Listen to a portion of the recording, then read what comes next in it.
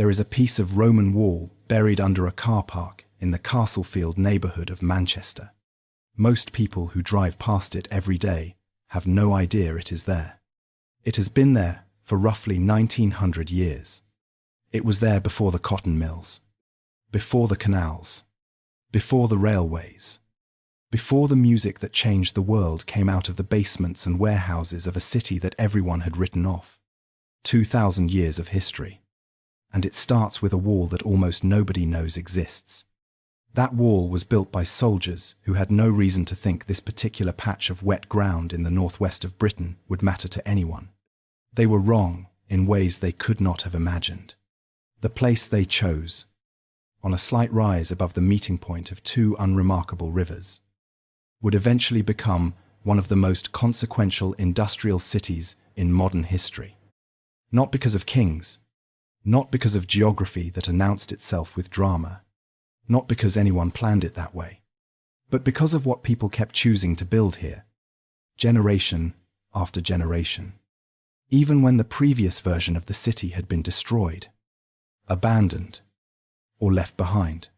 How does a forgotten Roman fort become the city that showed the world what industry, poverty, protest, music, and reinvention can look like, all in the same streets, sometimes in the same lifetime? That is the question this story is going to answer. We are going back to the beginning. Chapter 1. The Fort at the Confluence. Picture the view from a slight rise of ground above two rivers meeting. The year is 79 AD. The rivers below you are the Medlock and the Irwell. Neither of them is impressive. The Irwell runs north to south, maybe 40 feet wide at this point. Its banks soft with the particular wet clay of the Lancashire plain. The Medlock comes in from the east, smaller, shallower, joining the Irwell just below where you are standing. The ground beneath your feet is firm enough to build on. The land around you is flat, open, and easy to see across in every direction. A Roman military engineer is looking at this same view. He is not admiring it. He is calculating. Two rivers on two sides means natural defense without building anything. The rise of ground gives clear sightlines over the surrounding terrain. The Irwell is navigable enough, in this period, for flat-bottomed supply boats coming up from the larger waterways to the south. And this point sits at the junction of several natural routes through the difficult landscape of northern Britain. Routes that any army, any merchant, any messenger moving between the west coast and the Pennine interior would have to use or travel a long way around. The engineer makes his decision. They will build here. The fort they constructed was called Mamucium, the name most likely derived from a Brittonic word, with the interpretation most widely accepted among historians, connecting it to a term meaning breast-shaped hill, a reference to the modest rise of ground the fort occupied. The Romans heard what local people called the place, wrote it down in Latin letters, and a name was born that would eventually, through Anglo-Saxon mouths and Norman scribes and centuries of ordinary speech, become Manchester. The fort covered roughly 4 acres. That is a number worth holding in your mind for a moment. Eboracum, the great Roman legionary fortress at York, covered 50 acres. Mamucium was a fraction of that size. It was not built to impress. It was built to function. A secondary installation in a wider military network, designed to keep one junction of roads open and one crossing of rivers under Roman control. The soldiers garrisoned here were auxiliaries, men recruited from other parts of the empire, who served alongside the main legionary forces without yet holding Roman citizenship. Archaeological evidence recovered from the Castlefield site over many decades of excavation suggests that at various points the garrison included units with origins in the Rhineland region of what is now Germany. These were men who had not chosen this posting, who built what their training had taught them to build with the efficient indifference of professionals doing a job far from home. The layout followed the standard Roman military design that engineers could reproduce from Scotland to Syria. A rectangular perimeter, a gate on each of the four sides, an internal grid of streets connecting the headquarters building, the granaries capable of sustaining the garrison through a siege, the barracks blocks, and the commander's house.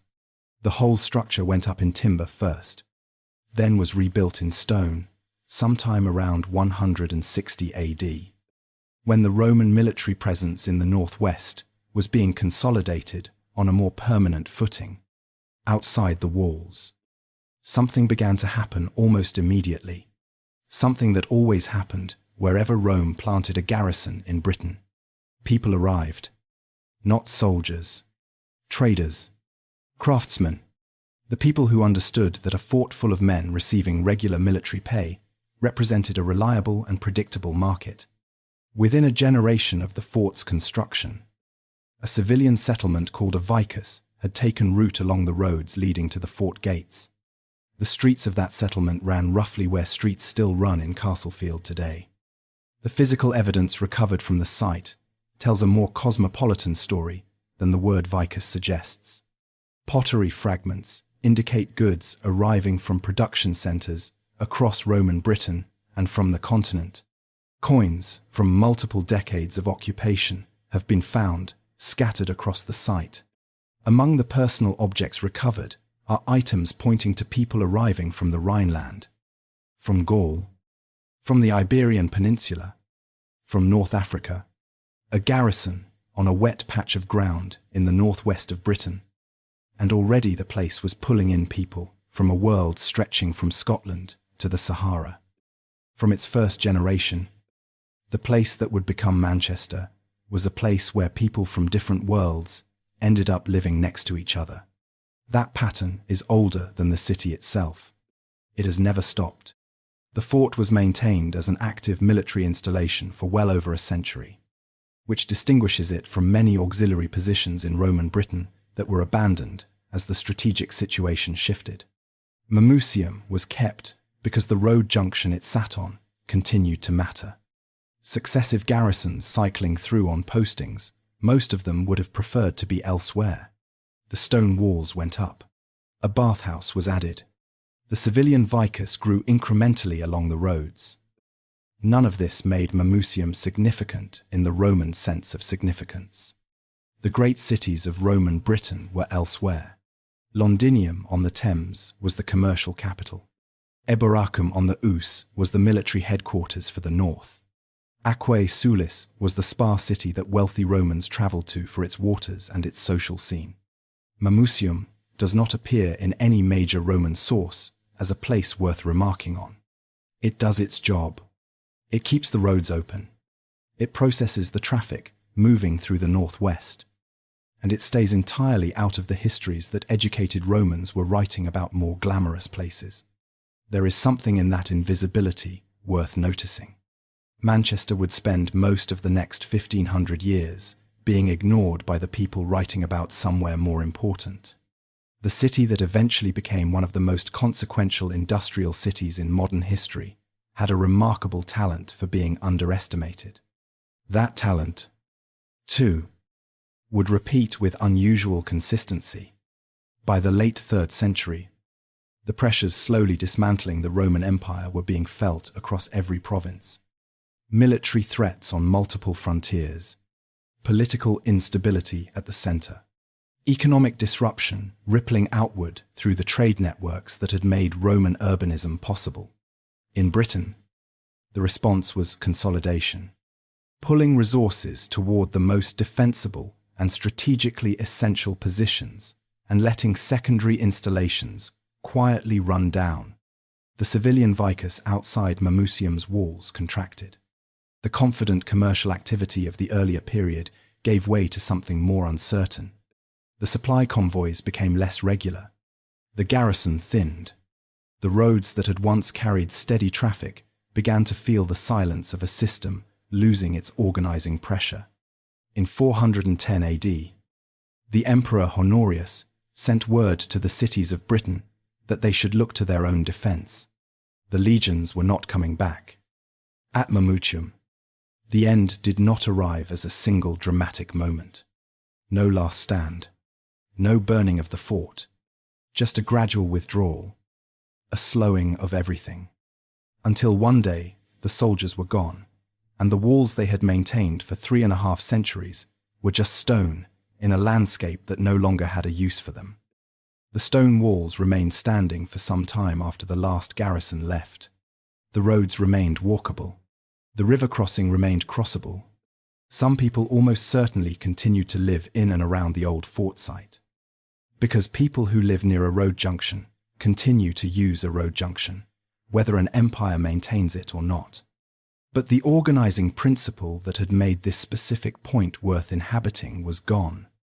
What remained was a river confluence, a set of roads, and walls that nobody had any immediate use for.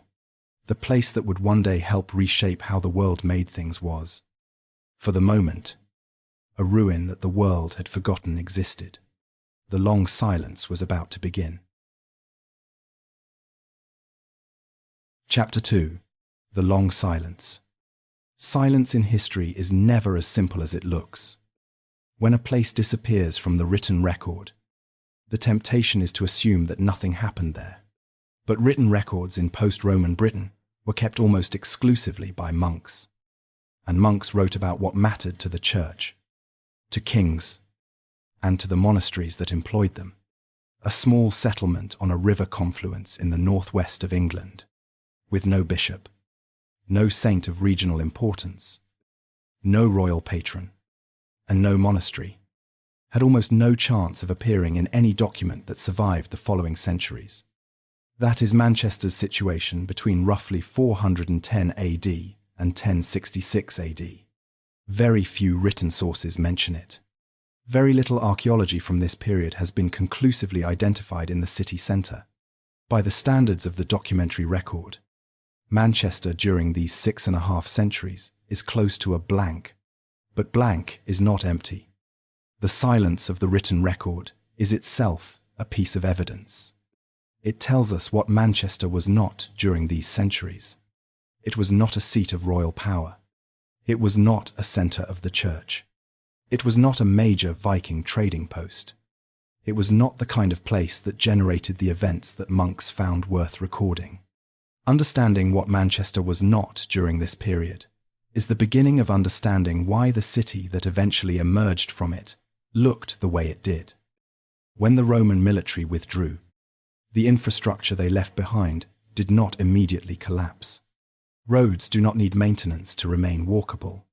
The river crossing that had made the location valuable was still there. The stone walls of Mamucium were still standing. People who had organized their lives around a road junction continued to organize their lives around a road junction, because the underlying geography had not changed just because the empire maintaining it had dissolved. What collapsed was the organizing structure. The fort had existed because the army needed it. The vicus had existed because the army created a market. Remove the army, and both the military and the commercial rationale for the settlement weakened dramatically.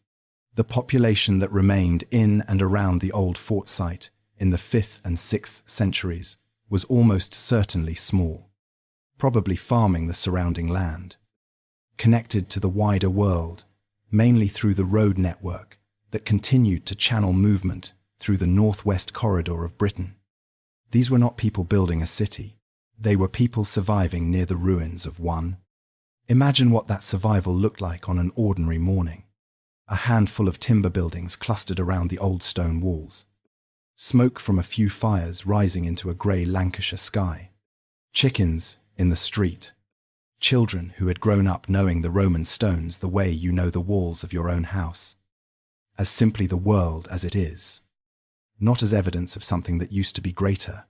The empire that built those walls was as distant to them as it is to us now. What mattered was the river, the road, the season, and whether this year's harvest would be enough. That is the texture of the silence. Not emptiness, just ordinary life. at a smaller scale, in a place that the larger world had stopped noticing.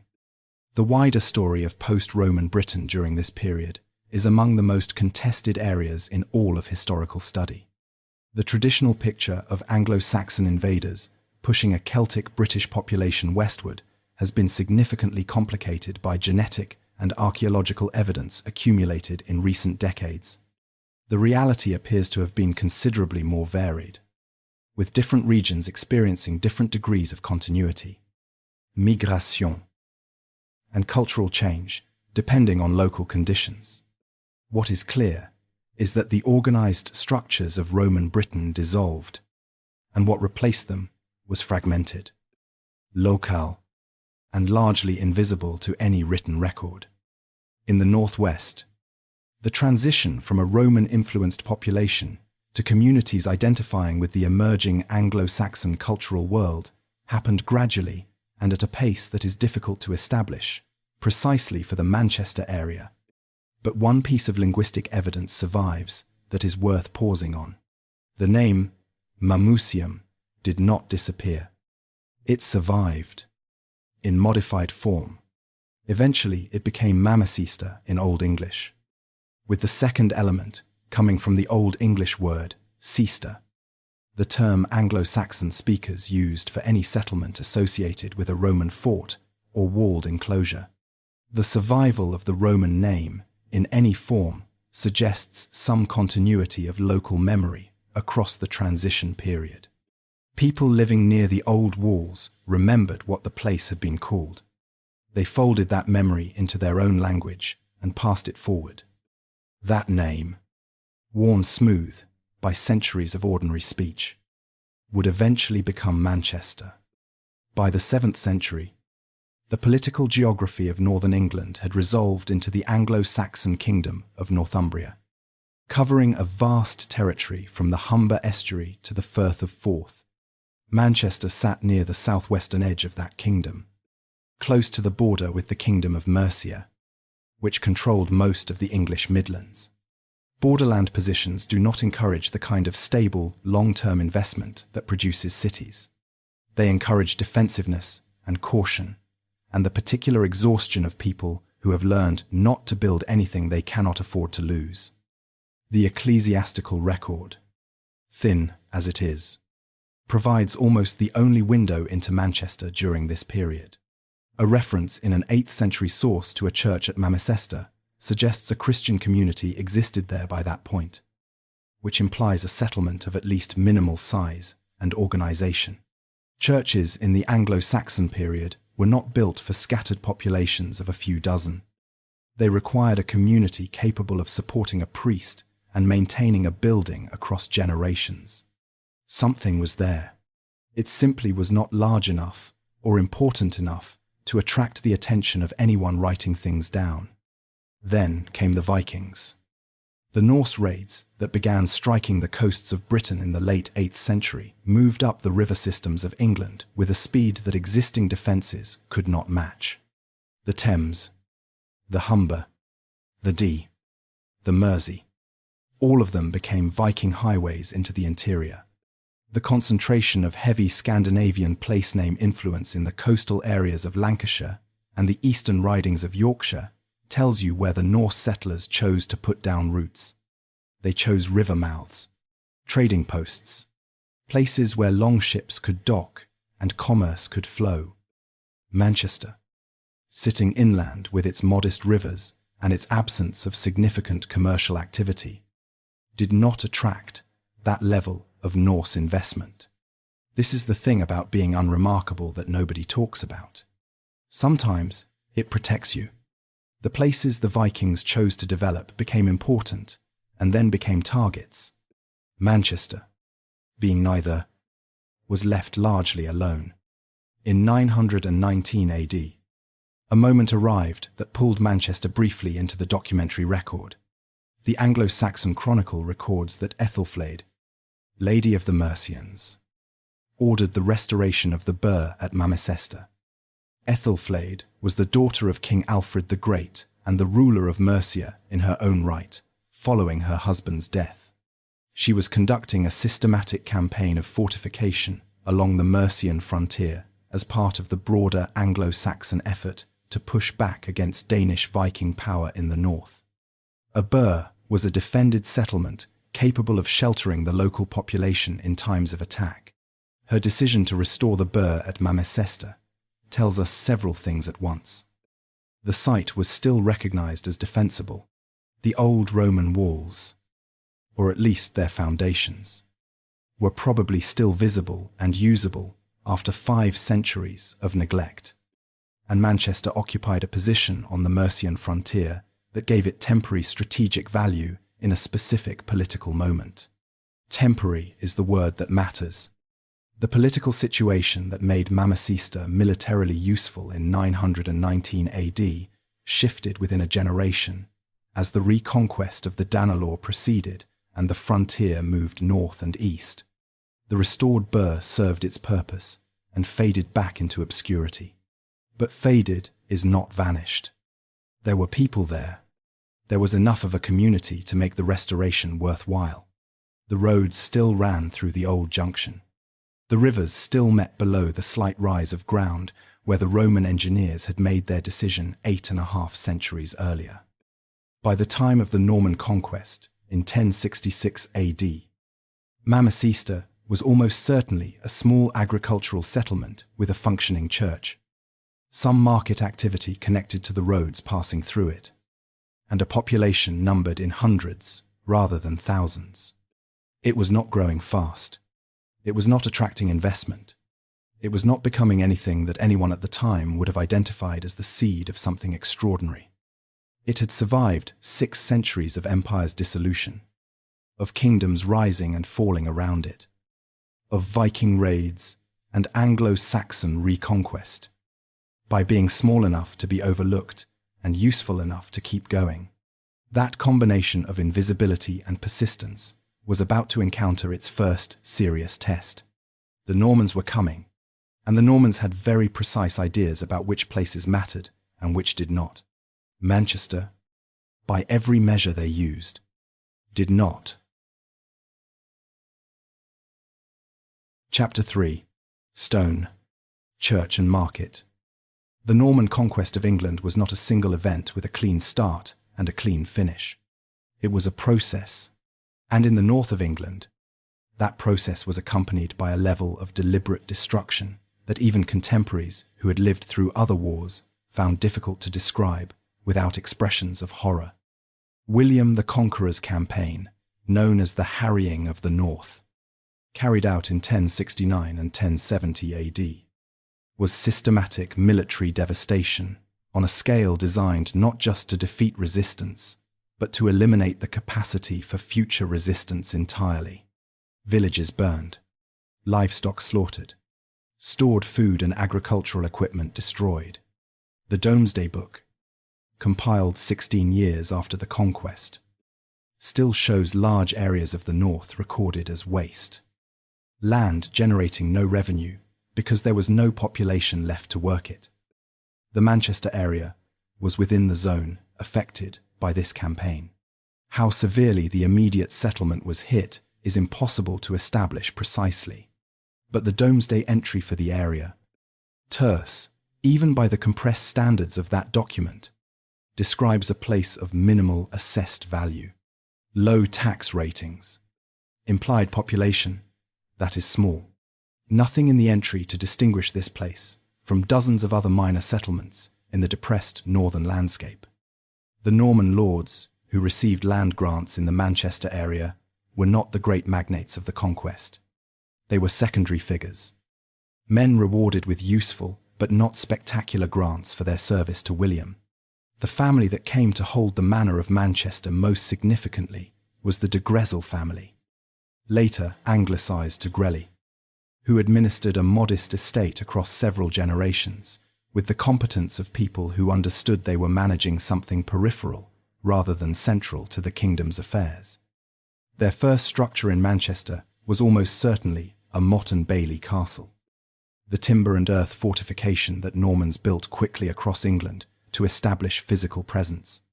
A motte was a raised earthen mound. A bailey was an enclosed courtyard at its base. Together they announced authority without necessarily representing it. The Manchester Castle, placed almost certainly near the elevated ground of the old Roman fort site, did not develop into anything significant. There was no contested frontier here requiring a major fortification. There was no royal residence requiring a castle worthy of a king's visit. The Normans built what they needed to control the local population. What they needed turned out to be modest. Picture the town in 1140 AD, when the lord of the manor established a collegiate church at Manchester on the site of the existing place of worship at the heart of the settlement. A dirt street, timber buildings on either side, the new stone church rising slowly above them, its walls pale and raw against the grey Lancashire sky. The sound of masons working, drifting across a settlement that had never before had a building that took years to complete. People would have stopped to watch the walls go up. They would have understood, without anyone explaining it to them, that something was being built here that was meant to last longer than the people building it. Something that said, "We believe this place is permanent." A collegiate church was not a cathedral. Manchester had no bishop and would not have one for many centuries. But a collegiate church, served by a college of priests, sharing responsibility for services and community care, occupied a meaningful tier in the medieval ecclesiastical hierarchy, more significant than a simple parish church, less significant than the great cathedral institutions that defined the major English cities. The establishment of this church was an investment that exceeded what the settlement's current size strictly demanded. That collegiate church would eventually become, through centuries of rebuilding and expansion, the nucleus of what is now Manchester Cathedral. The institutional continuity reaches back to 1140 AD. Outside the church, the medieval town was growing in the organic, irregular way of English market towns everywhere. Streets following old paths, properties following the logic of individual transactions and inherited boundaries. The whole settlement accumulating through the slow aggregation of small decisions made by people who were not thinking about urban planning, but about where to put a workshop, a house, a storage building. Then came the moment that set the direction of everything that followed. In 1301 AD, Thomas de Grelly obtained a royal charter granting Manchester the right to hold a weekly market and an annual fair. Read that sentence again and sit with it for a moment. A market charter was not a bureaucratic formality. In the medieval English economy, it was an economic instrument of genuine power. Before the charter, any market activity in Manchester operated without legal sanction, vulnerable to suppression by neighbouring towns that held their own charters and had legal grounds to eliminate competition. After the charter, Manchester had the royal right to attract traders and conduct commerce on defined days, protected from interference by the authority of the Crown.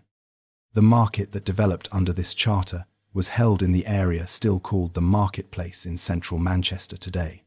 Traders came from the surrounding region to buy and sell agricultural produce, livestock, cloth, and the goods that a rural northwest economy required. The annual fair attracted merchants from a wider area for the kind of longer-distance trade that a weekly market could not easily sustain. The immediate scale was modest. Dozens of English towns held market charters in the medieval period, and many were larger and more prosperous than Manchester in 1301 AD. But what the charter initiated was more important than its immediate size. It was Manchester's first formal step onto the path of commercial, rather than political or ecclesiastical development. The town was not going to become important because a king chose it as a residence. It was not going to become important because a bishop made it a cathedral city. If it became important at all, it would become important because people chose to come there and trade. That was a different kind of foundation than the one that built York or Winchester or Canterbury. It was slower to develop, less glamorous.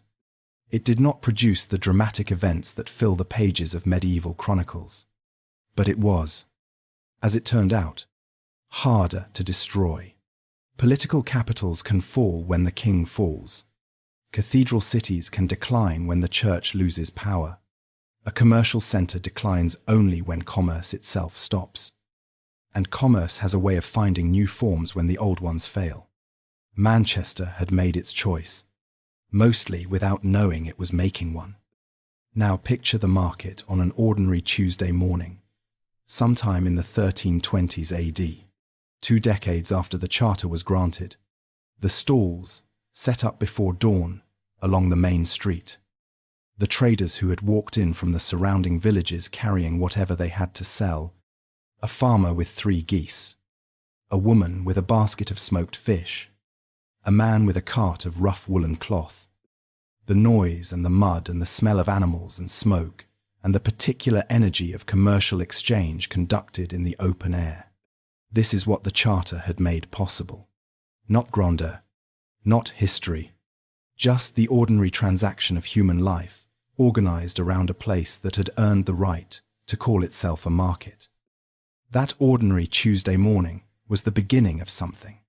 Nobody standing in that mud would have known it. But the habit of commerce, once established, is remarkably hard to break. People who have come to a place to trade will come back, and the place they come back to becomes, over time, a town. The physical town of the late 13th and early 14th centuries was modest by the standards of major English urban centres. No city wall, which tells you immediately how unthreatening Manchester's position was in the medieval military landscape. The collegiate church was the most substantial building, being expanded through successive building campaigns across the following centuries. Around it, the streets that would eventually carry the weight of an industrial revolution were laid out in patterns determined by nothing grander than where the roads already ran and where the river would let you build. What the town had, which many more obviously favoured places did not have in the same combination, was position. The Pennine Hills, forming the spine of northern England, were not easily crossed, and the routes through and around them channeled movement towards specific points. Manchester sat near the western edge of the Pennines, at a point where routes from the south, the west, the east, and the north converged. That convergence had brought the Roman engineers here. It had kept the Anglo-Saxon settlement viable. It would keep pulling people and goods through this particular point in the landscape, regardless of what political or economic system was organizing the world around it. That geography was about to become dramatically more relevant. Something was coming to Manchester from the continent.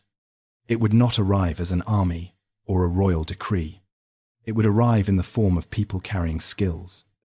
People who had been displaced from their homes by political upheaval, and who looked at the northwest of England and saw something that the people already living there had not yet fully recognized. They were weavers, and what they brought with them was the beginning of an economic logic that Manchester would spend the next 5 centuries pushing to its absolute limit. But before the weavers arrived, a catastrophe came first. It always does. Chapter 4. Plague, Wool, and the Flemish Weavers. In the summer of 1348 AD, a ship docked at a southern English port and carried something invisible past the harbour defences, past the customs officials, past every human barrier that had ever been built to keep danger out. The Black Death entered England in 1348 AD and moved north through the country with a speed that nobody who lived through it could find words adequate to describe. Within 18 months, it had reached every corner of the island. The mortality figures remain subjects of ongoing scholarly discussion. But historians broadly agree that somewhere between 1/3 and 1/2 of England's total population died in the initial outbreak alone, with subsequent waves through the following decades killing many more. By most historical assessments, it was the most catastrophic demographic event in the written history of this island. Manchester and the surrounding region did not escape. The precise mortality figures for the Manchester area specifically cannot be established from surviving records. What is clear is that the outbreak tore through every aspect of economic and social life across the Northwest. Agricultural labor became suddenly, catastrophically scarce as workers died. Landlords found their estates empty of the people needed to work them. The market trade that Manchester's 1301 AD charter had established contracted as the movement of people and goods became dangerous, and the population-generating demand for both shrank faster than anyone could respond to. Think about what that looked like in a small market town. The traders who normally came on market day stopped coming, because the roads between settlements felt like corridors of risk. The weekly rhythm that had organized commercial life since the charter was granted simply stopped. Stalls that had been full of noise and argument and the ordinary transaction of commerce stood empty in the marketplace. A town that had built its identity around the movement of goods and people was suddenly terrifyingly still. And then something happened that almost nobody predicted. The survivors found themselves with power they had never possessed before. The labor shortage created by the Black Death handed the surviving working population a bargaining position that the entire previous structure of medieval English society had been designed to prevent.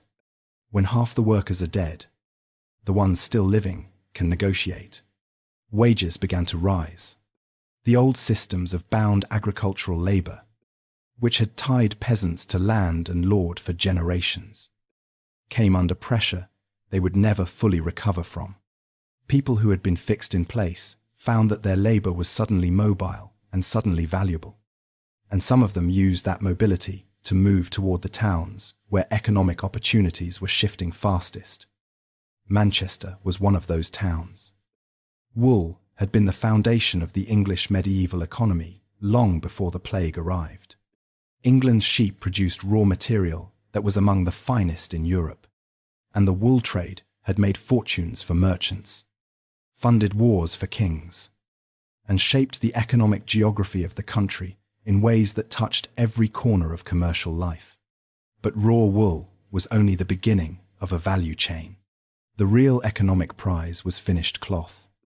The woven, dyed, and processed fabric that commanded prices reflecting the skill required to produce it.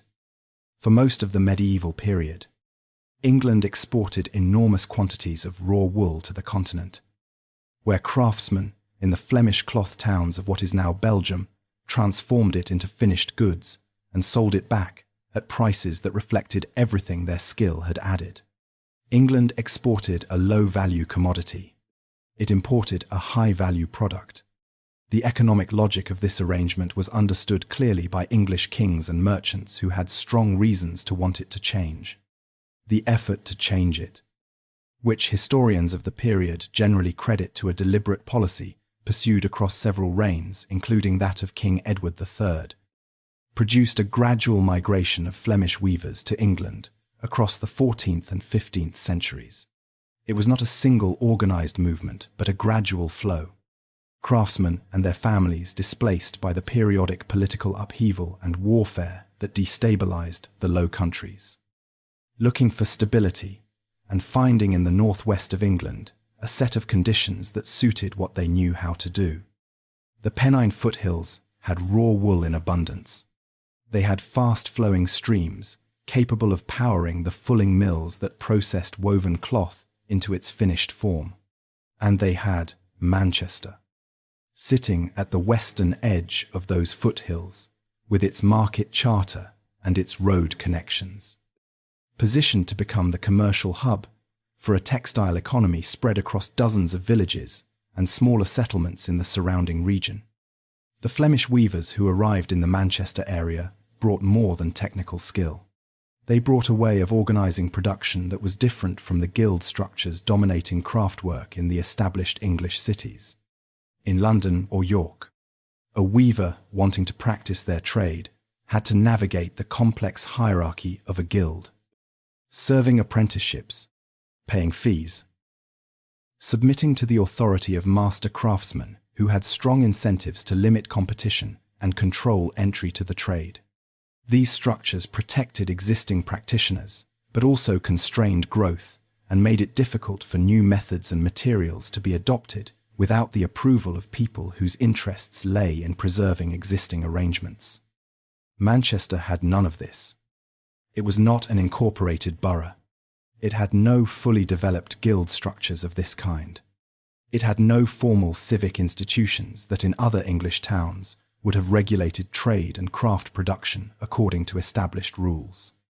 This relative openness, which reflected Manchester's secondary status in the urban hierarchy, turned out to be one of the most consequential accidents in its history. New practitioners could set themselves up more easily. Methods and materials could be adapted without requiring collective approval. The textile trade in Manchester could grow more flexibly than it could in places where established institutions had strong reasons to resist that growth. This combination, available raw material, water power, road connections, an existing market, and relatively open institutional structures, made Manchester an increasingly attractive centre for the emerging textile economy of the Northwest. Through the late 14th and 15th centuries, the town grew as cloth production expanded around it. The cloth being produced was not the luxury product of the European textile market. The finest weaving techniques were still concentrated in the established centres of Flemish and Italian production. What the Manchester area produced was serviceable cloth at prices that ordinary people could afford and that merchants could sell in volume across the domestic English market and increasingly beyond it. That was not a secondary consideration. It was the beginning of an economic logic that would define Manchester's relationship with global markets for the next 4 centuries. Not the luxury end. Not the exclusive. The high-quality product available at a price that the mass market could reach, over and over again. In cotton, as in wool. In finished goods, as in raw materials. Manchester would return to that position, because it was the position that the largest number of buyers occupied. By the mid-15th century, Manchester had a population that some estimates suggest had grown into the range of 2,000 to 3,000 people, larger than the settlement that had preceded it and acquiring the physical infrastructure of a proper urban centre. New buildings along the market streets, continued expansion of the collegiate church, the bridge over the Irwell, connecting Manchester to Salford on the opposite bank, becoming more important as commercial traffic grew. The weavers working in this period operated through the putting-out system, a form of distributed production in which merchants supplied raw materials to individual households and collected finished cloth for sale. Each weaver worked at home or in a small workshop. The organization of production was dispersed, flexible, and required relatively little capital investment from the craftsmen themselves.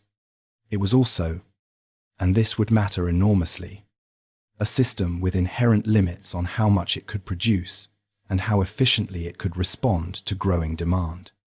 Those limits would eventually be broken. But breaking them required not just technology, but a particular kind of social and economic pressure that would take centuries to build.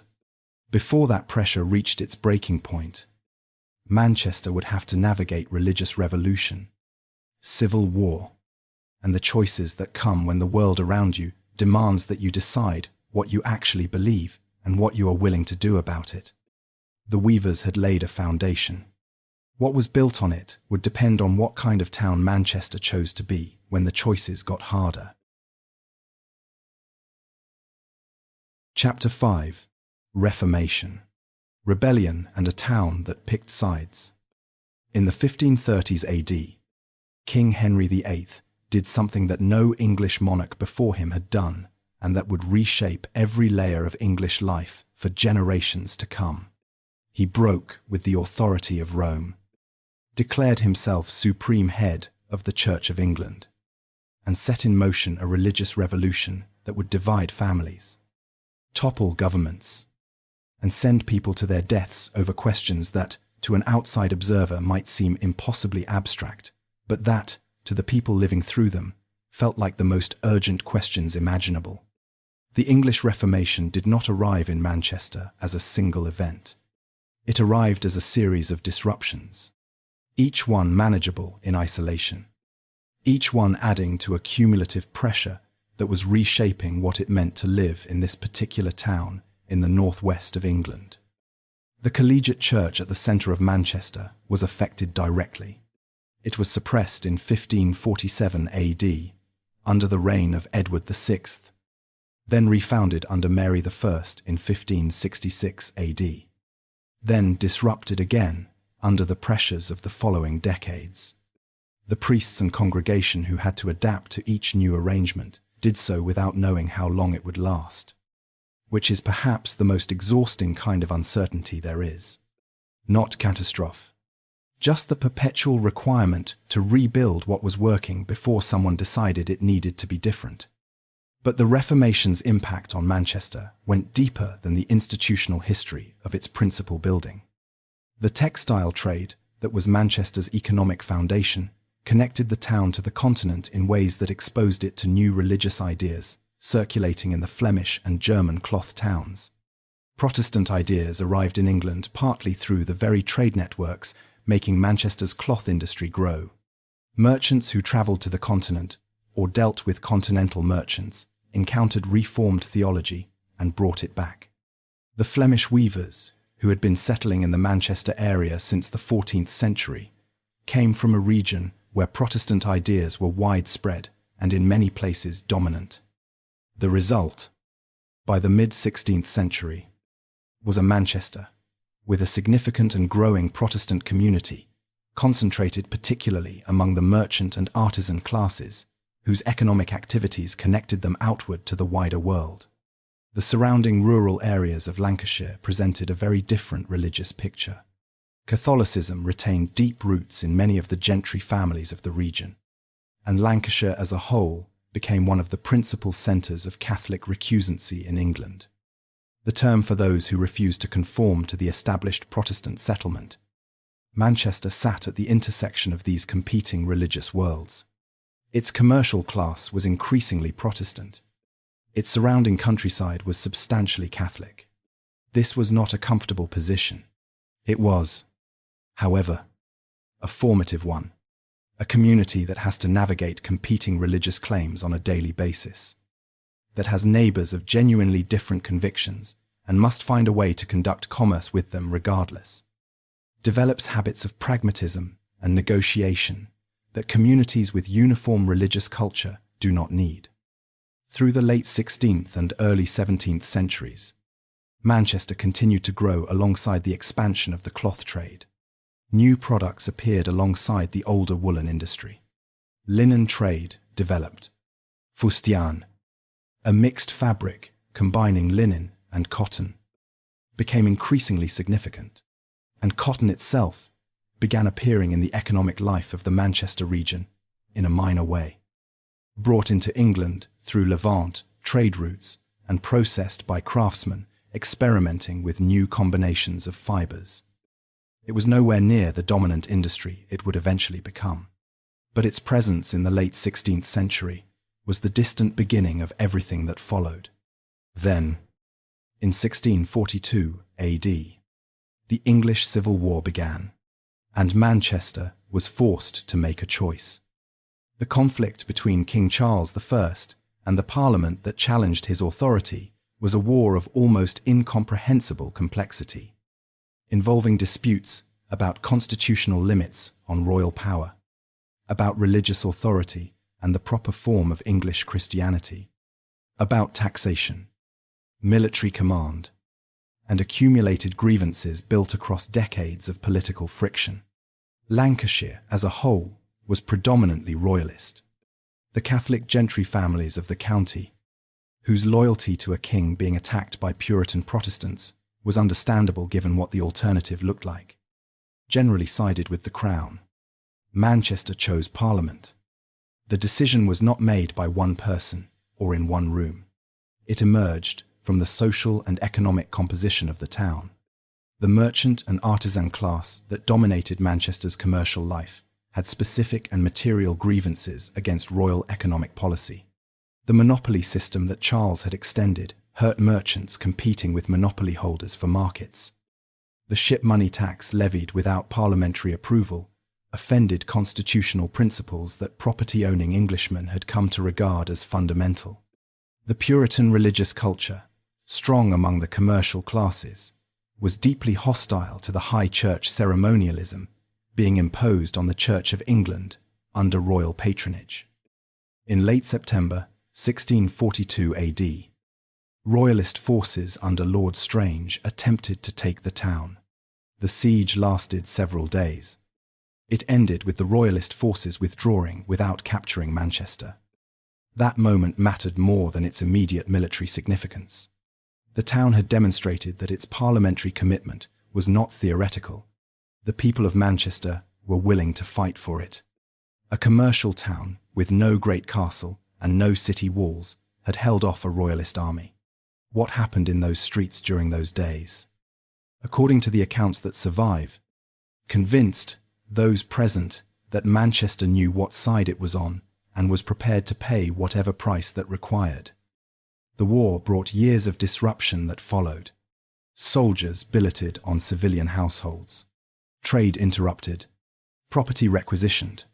When Charles was executed in 1649 AD and England became a republic, then a protectorate under Oliver Cromwell, then a monarchy again under Charles II in 1660 AD.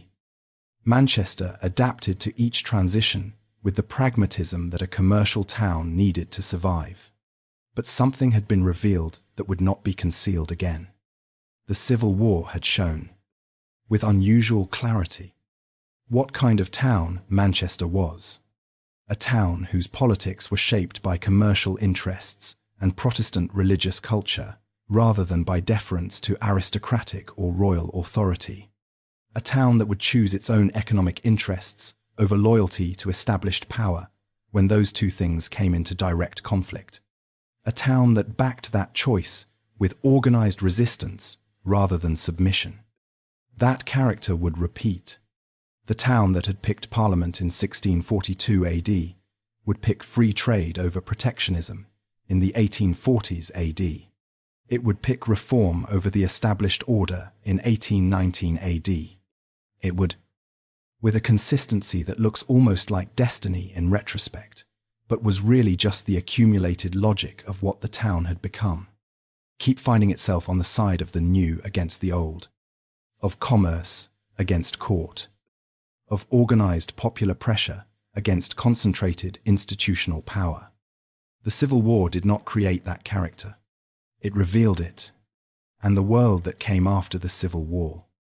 A world in which the old certainties about royal authority and divine right were cracked, if not broken. Was a world in which a commercially minded Protestant town in the northwest of England was unusually well positioned to take advantage of the opportunities that crack had opened. Those opportunities were about to arrive faster than anyone was ready for. Chapter 6. Cotton, Canals and the Road to Revolution. Stand in the Castlefield area of Manchester on a weekday morning and watch the canal. The Bridgewater Canal basin sits here, its water dark and still in the early light. The converted warehouses on either side reflecting in it. A mallard moves across the surface without hurrying. A commuter cycles past on the towpath without looking at the water. It is, by the standards of a city's early morning, perfectly ordinary. Now try to hold in your mind what was happening on this same stretch of water on a weekday morning in 1770 AD. Barges moving in both directions. Heavy with coal going east. Raw cotton going west. Men with poles and ropes working the boats through the basin with the particular efficiency of people who do something physically difficult every day and have stopped noticing that it is difficult. The smell of the water and the coal and the horses that pulled the barges along the towpath. The sound of commercial movement at scale. The sound of an economy that had just been handed a new circulatory system and was responding with everything it had. That is the difference. 9 years of canal building made to a city. Manchester, in the late 17th and early 18th centuries, was a town that looked from the outside, like it was simply going about its business, growing modestly, doing what it had always done, attracting no particular attention from the people who wrote about important places. The cloth trade built across the previous 3 centuries was, by the 1600s, a substantial regional industry. The putting out system that organized it connected hundreds of households across the Pennine foothills to a network of Manchester merchants who supplied raw materials, collected finished cloth, and sold it through commercial channels, extending steadily further beyond the regional market. Merchant families were accumulating capital across generations of patient, careful trading. The collegiate church continued to be expanded by patrons who wanted their prosperity to leave a mark in stone. But the industry had a problem that everyone involved with it understood clearly. The putting out system was slow. Quality was difficult to control when production was scattered across hundreds of independent households. Supply was unpredictable, and the system was approaching the upper limit of what it could produce given the technology available to it. Demand for cloth was growing, not just in England, but in the markets that English merchants were reaching across the Atlantic and increasingly into Asia. The industry, as currently organized, could not grow fast enough to meet that demand without a fundamental change in how production was organized. Cotton was beginning to make that problem both more urgent and more interesting. Wool had been the foundation of the Manchester textile economy since the 14th century. But cotton was arriving in larger quantities through Levant and East India trade routes, and manufacturers experimenting with it were finding it easier to work with certain machinery, capable of finer weaves, and attractive in markets wanting lighter, cooler fabric than woolen cloth could provide. By the early 18th century, cotton was no longer a curiosity in the Manchester textile mix. It was a growing presence, pointing in a direction that the most observant merchants were beginning to follow with real commercial attention. The more immediate transformation was not in materials. It was in transport. You already know what the Castlefield Canal basin looks like on a quiet morning. What you need to understand is that before the Bridgewater Canal was built in 1761 AD, none of that commercial movement was possible. The heavy wagons needed to move bulk goods, raw fibre in and finished cloth out, churned the unpaved surfaces of country roads into seasonal quagmires that made reliable commercial transport nearly impossible through the wetter months. The cost of land transport added significantly to the price of every product moving through the Manchester commercial system, eating into the margins that made the difference between a viable business and a failing one. Francis Egerton, the Duke of Bridgewater, owned coal mines at Worsley, about 7 miles northwest of Manchester. Coal was in growing demand as the town's population and activity expanded, but transporting it by road was expensive enough to limit both the market for the coal and the profitability of the mines. The Duke's solution, developed with the engineer James Brindley, was to build a canal connecting Worsley directly to Manchester. The Bridgewater Canal, completed in 1761 AD, was among the most consequential infrastructure decisions in the economic history of the English North. The section of the canal carried on an aqueduct over the River Irwell was considered one of the engineering wonders of its age, and people travelled from across England to look at it. Boats floating on water suspended over a river, a sight that challenged everything observers thought they understood about what was physically possible. But what made the canal matter was not the aqueduct. It was the economics. The price of coal in Manchester fell substantially within a short period of the canal's opening. Contemporary accounts describe reductions significant enough that the commercial logic was immediately and unmistakably demonstrable to anyone doing business in the town. Investors across the region took notice in a way that theoretical arguments about the benefits of waterway transport could never have achieved. Within years, proposals for extending and connecting canal systems were developing across the northwest. Manchester's position as the commercial hub of the region made it the natural center for this developing network. By the end of the 18th century, a web of canals connected Manchester to the coal fields, to the cotton-growing hinterland, to the port of Liverpool on the west coast, and through Liverpool to the transatlantic trade routes supplying the raw cotton on which the region's industry was becoming increasingly dependent. That dependence on American raw cotton was itself a transformation of enormous significance, and one that demands honest accounting. The cotton that fed the growing Manchester textile industry did not come from a neutral supply chain. It came overwhelmingly from the plantation economy of the American South, produced by enslaved people whose labor was extracted under conditions of systematic brutality that was documented by contemporaries and is not disputed by historians. As American cotton became progressively cheaper and more abundant through the 18th century, Manchester's manufacturers responded to the falling price by using more of it. The industry that would eventually define Manchester's place in world history was building itself on a foundation that included, at its base, one of the most extreme forms of human exploitation that the modern world had institutionalized. That fact does not cancel the genuine achievements of what followed, but it belongs in the account. Manchester's story cannot be told honestly without it. The technical innovations making industrial-scale cotton processing possible were developing through the mid-18th century in a sequence that no single inventor had planned, but that built on itself with cumulative force. John Kay's flying shuttle of 1733 AD dramatically increased the speed at which cloth could be woven, creating a bottleneck in yarn supply that fed faster looms. James Hargreaves developed the spinning jenny in the 1760s AD. Richard Arkwright developed the water frame around 1769 AD.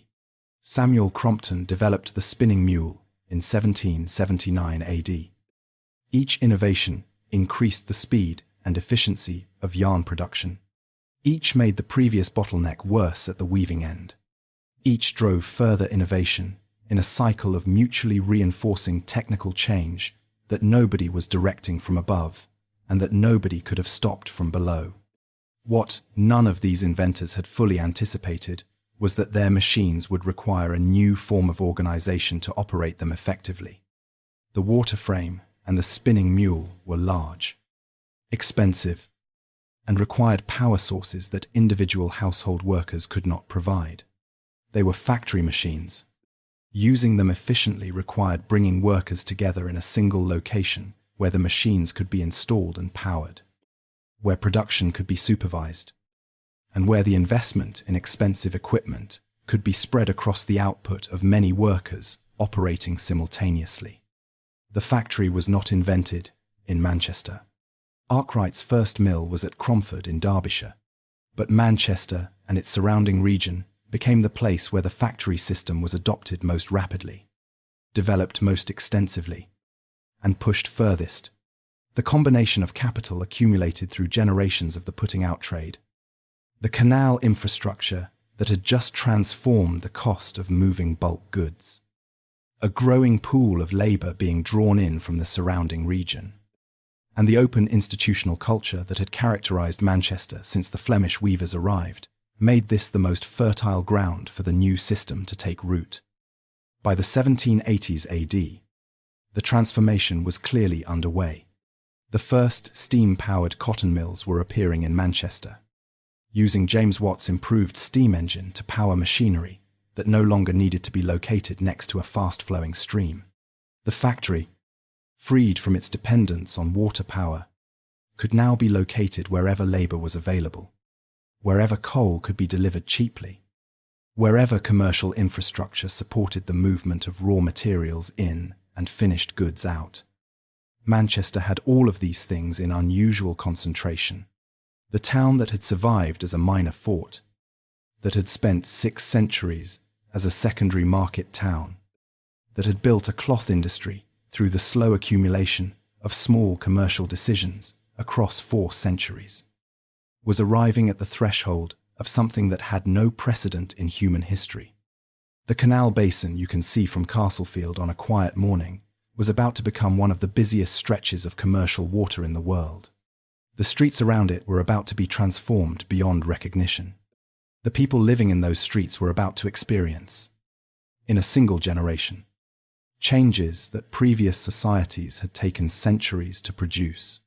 The machines were already running. The coal was already burning. The canal boats were already loaded. What came next would be extraordinary and terrible in almost equal measure.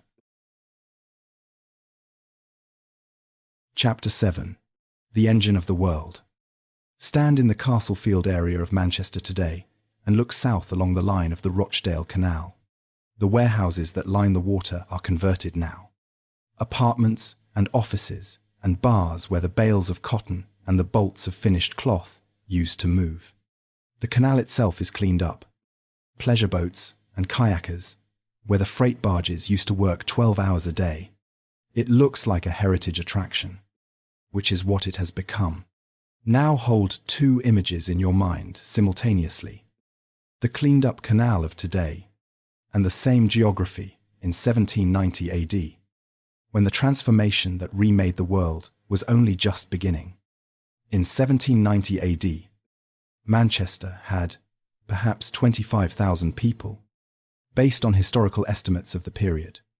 That already represented dramatic growth from the market town of a generation earlier. But the number was not the striking thing. The striking thing was what you could already see changing if you stood in the right street at the right moment. The first mills rising above the surrounding rooflines in a way that nothing built in Manchester before had risen. The chimney stacks just beginning to mark the skyline. The sound, if you stood close enough, of machinery operating at a scale and a rhythm that no watermill or workshop had previously produced. You were standing at the beginning of something for which the English language did not yet have a word. The decades between roughly 1780 AD and 1840 AD transformed Manchester from a substantial market town into one of the most intensively industrialized urban centers on earth. The combination of factory production, steam power, canal transport, and concentrated capital that came together in Manchester during these decades produced growth of a different order than anything that had come before. Cities had grown before. Industries had developed before. Commerce had expanded before. None of it had happened at this speed, at this scale, with this concentration. The population figures tell part of the story. Manchester and its immediate neighbour, Salford, together held around 25,000 people in the 1770s AD, based on contemporary surveys. By 1800 AD, historical estimates place the combined population at around 90,000. By 1830 AD, somewhere around 250,000. By 1850 AD, over 300,000. The rate of growth, sustained across 7 decades, placed Manchester among the fastest-growing cities anywhere in the industrialized world, and contemporary observers from every country found it extraordinary to witness in person. The engine of that growth was cotton. The cotton textile industry reached industrial scale with a speed that the historical record still makes vivid. The number of mills multiplied decade by decade. The volume of raw cotton being processed grew continuously. The value of finished cloth flowing outward through Liverpool to markets in Europe, in North America, in India, and in every corner of the world that English commercial networks could reach increased year after year in ways that made the merchants and manufacturers who controlled this trade among the wealthiest private citizens in England. Richard Arkwright, whose water frame had been among the foundational inventions of the industrial textile revolution, established a significant presence in the Manchester area. His business model, which involved not just operating mills, but licensing his patents and organizational methods to other manufacturers, was itself an innovation. He was not merely a manufacturer, he was an architect of a system, a man who understood that the real value in what he had created lay in the organizational framework that made large-scale factory production possible and repeatable. Samuel Crompton, whose spinning mule of 1779 AD was, in many respects, the most important of the late 18th century spinning innovations, was a very different figure. Where Arkwright was a businessman who understood how to capitalize on invention, Crompton was an inventor who was poorly suited to the commercial world his invention helped create. He failed to patent his machine effectively, saw it widely copied without adequate compensation, and spent much of his later life in financial difficulty, even as the industry built on his innovation generated fortunes for others. His story sits alongside Arkwright's as a reminder that the Industrial Revolution distributed its rewards according to the logic of capital rather than the logic of contribution. The mills were transforming the physical landscape of Manchester at a rate that visitors from elsewhere found astonishing and often unsettling. Brick chimney stacks rose above the rooflines across the industrial districts. The rivers and streams running through the urban area became increasingly polluted as the waste products of industrial processing entered them. The air over Manchester acquired the particular quality that coal smoke and industrial emissions produce. A persistent haze that reduced visibility, deposited soot on every surface, and gave the city a specific atmospheric character that writers and travelers recorded with a consistency suggesting it was genuinely striking to anyone arriving from the cleaner air of the countryside. The workers who flooded into Manchester to fill the mills came from across the northwest of England and beyond. The Irish migration to Manchester began significantly in this period, as deteriorating conditions in Ireland drove people toward the English industrial cities, where paid employment, however demanding its conditions, was available in quantities that Ireland could not provide. By the early 19th century, Irish immigrants formed a substantial and growing component of Manchester's working population, concentrated in the most crowded districts of the rapidly expanding city. Their presence added another layer to the cultural mixture that Manchester had been producing since its Roman origins. The physical conditions in which this workforce labored and lived were the subject of intense contemporary debate and have remained the subject of historical examination ever since. The factories were dangerous. Machinery of the period operated without safety guards. Children worked in conditions that contemporaries with any concern for welfare recognized as damaging. The working day, typically between 12 and 14 hours, imposed a form of discipline that had no real precedent in the agricultural and workshop economy from which most of the workforce had come. Outside the factories, the housing into which Manchester's rapidly expanding population was packed was inadequate by almost any standard one cares to apply. The speed of the city's growth dramatically outpaced the capacity of any institution, private or public, to provide decent shelter for the people arriving. Cellars were rented as dwellings. Courts and alleys behind the main streets were filled with densely packed housing of minimal quality. Sanitation was primitive. The Irk and the Medlock functioned as open sewers carrying the waste of tens of thousands of people through the middle of the city. Epidemic disease moved through the crowded working-class districts with a regularity and a lethality that made Manchester's mortality statistics among the worst in England. The cholera epidemic of 1832 AD killed hundreds of people in weeks and demonstrated with terrible efficiency that the public health consequences of industrial urbanization could not be confined to the poor districts, where they originated. The wealthy did not live in these conditions. The manufacturers and merchants accumulating fortunes from the cotton industry built themselves substantial houses in the newer, cleaner districts to the south and west of the town centre, or in the surrounding townships, developing as suburban retreats from the industrial city. The physical separation of Manchester's social classes into distinct geographical zones was happening in real time, visible to anyone who chose to walk from the commercial core into the back streets behind it, and then continued south and west into the residential districts, where the people who owned the mills chose to live. The political structure of Manchester, during this extraordinary growth, was deeply inadequate to what was happening. Manchester was not an incorporated borough. It had no elected municipal government. It had no member of parliament of its own.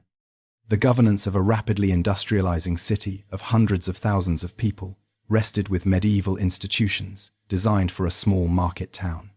The wealthy manufacturers, who were transforming Manchester economically, had essentially no formal political representation at the national level. This exclusion was not accidental. The parliamentary system of early 19th century England was badly misaligned with the actual distribution of population and economic power. Old towns with tiny populations sent members to parliament. Growing industrial cities sent none. The system had been designed for a pre-industrial England and had not adapted to the country the Industrial Revolution was creating. The frustration building from this exclusion, among both the commercial class, who wanted representation, and the working class, who wanted something more fundamental, produced a political environment of growing tension through the 1810s AD. On the 16th of August, 1819 AD, that tension reached a point that Manchester would never entirely put behind it. A crowd assembled at St. Peter's Field in the centre of Manchester to hear the radical speaker Henry Hunt address a meeting called to demand parliamentary reform. Contemporary estimates of the crowd size vary considerably, and historians have debated the figures at length. But the gathering was very large. It included women and children alongside men, and it had come together peacefully to listen to a political speech. The local magistrates, alarmed by the size of the gathering, ordered the Manchester and Salford Yeomanry to arrest Hunt on the platform. The Yeomanry, a cavalry unit composed of local property owners with minimal military training, attempted to push through the crowd to reach the platform. What happened next, whether through panic or poor command or something more deliberate, resulted in cavalry charging into a dense crowd with drawn sabres. 18 people died. Several hundred were injured. The event was named Peterloo by contemporaries in bitter reference to the Battle of Waterloo 4 years earlier. The government prosecuted the organizers of the meeting rather than the authorities who had ordered the charge. The 6 acts passed afterward further restricted public assembly and press freedom. For a brief period, the repressive response appeared to have worked. But Peterloo did not end the argument. It gave the argument a human face that abstract discussions about parliamentary representation could not have provided. The image of cavalry charging into a peaceful crowd of working people demanding political rights was not something that the defenders of the existing system could easily explain away. It travelled across the country in the radical press, was discussed in Parliament, and embedded itself in the political memory of a city that would return to it for the next 2 centuries. The Manchester Guardian newspaper, founded in 1821 AD in the political climate created by Peterloo, became one of the principal organs through which the reforming case was argued in the years that followed. Its founders were members of Manchester's commercial and professional class who believed that free trade, parliamentary reform, and religious tolerance were the necessary conditions for continued progress. The paper that began as a direct product of Manchester's specific political moment would eventually become one of the most respected English-language newspapers in the world. But while Manchester's political class was arguing about parliamentary reform, something else was arriving that would give those arguments new and more disturbing context. In the autumn of 1842 AD, a young German businessman arrived in Manchester to work in his family's cotton trading firm.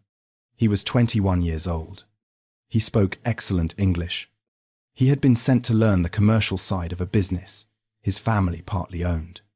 His name was Friedrich Engels.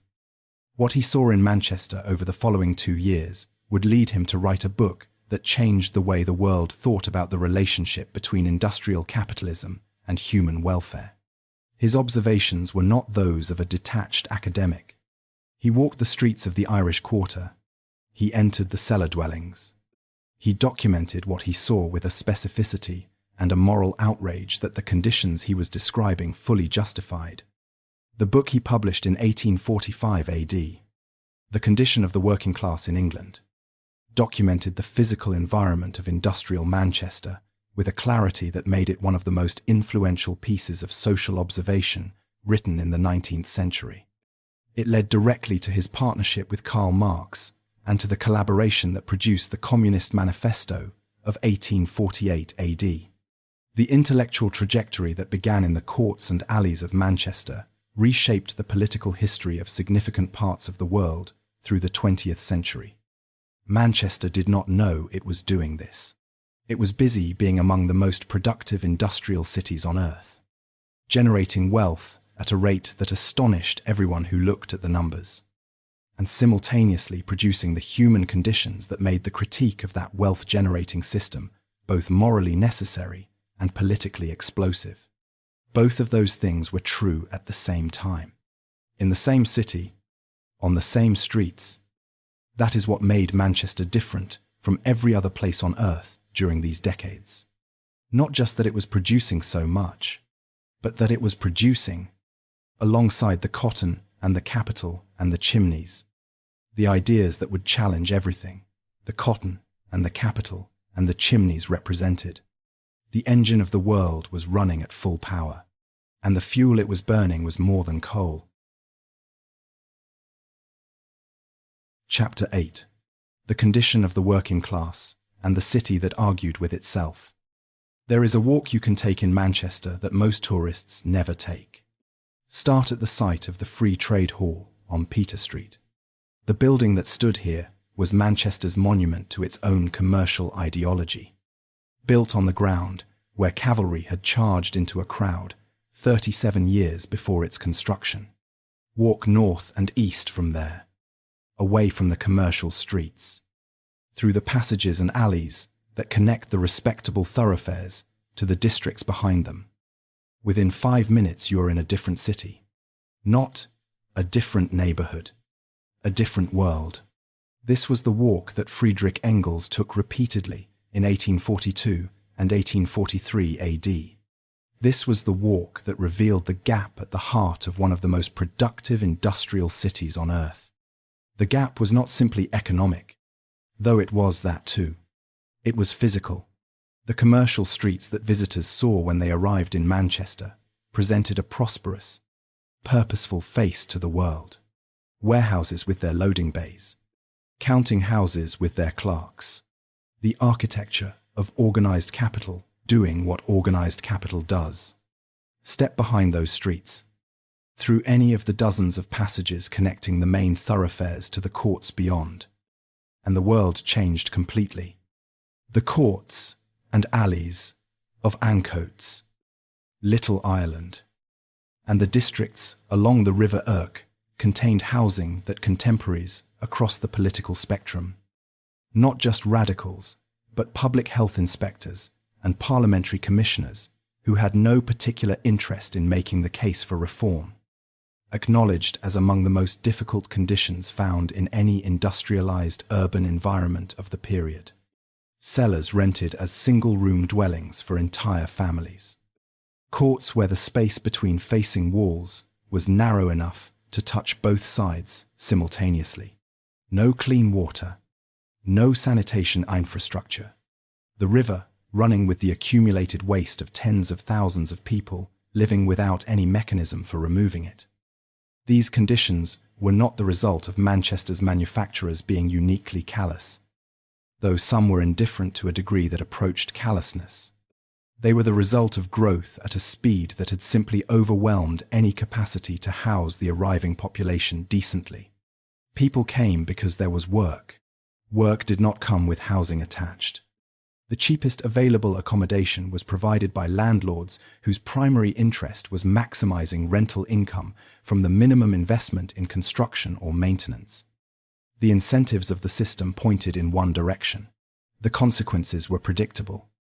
Epidemic disease made those consequences impossible to ignore, even for those who might have preferred to ignore them.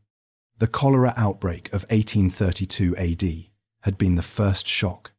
The subsequent outbreaks of 1848 and 1854 AD reinforced the lesson that cholera did not acknowledge the distinction between working-class courts and middle-class streets. It travelled through contaminated water supplies. It killed indiscriminately across the boundaries that money had established between the two Manchesters occupying the same urban space.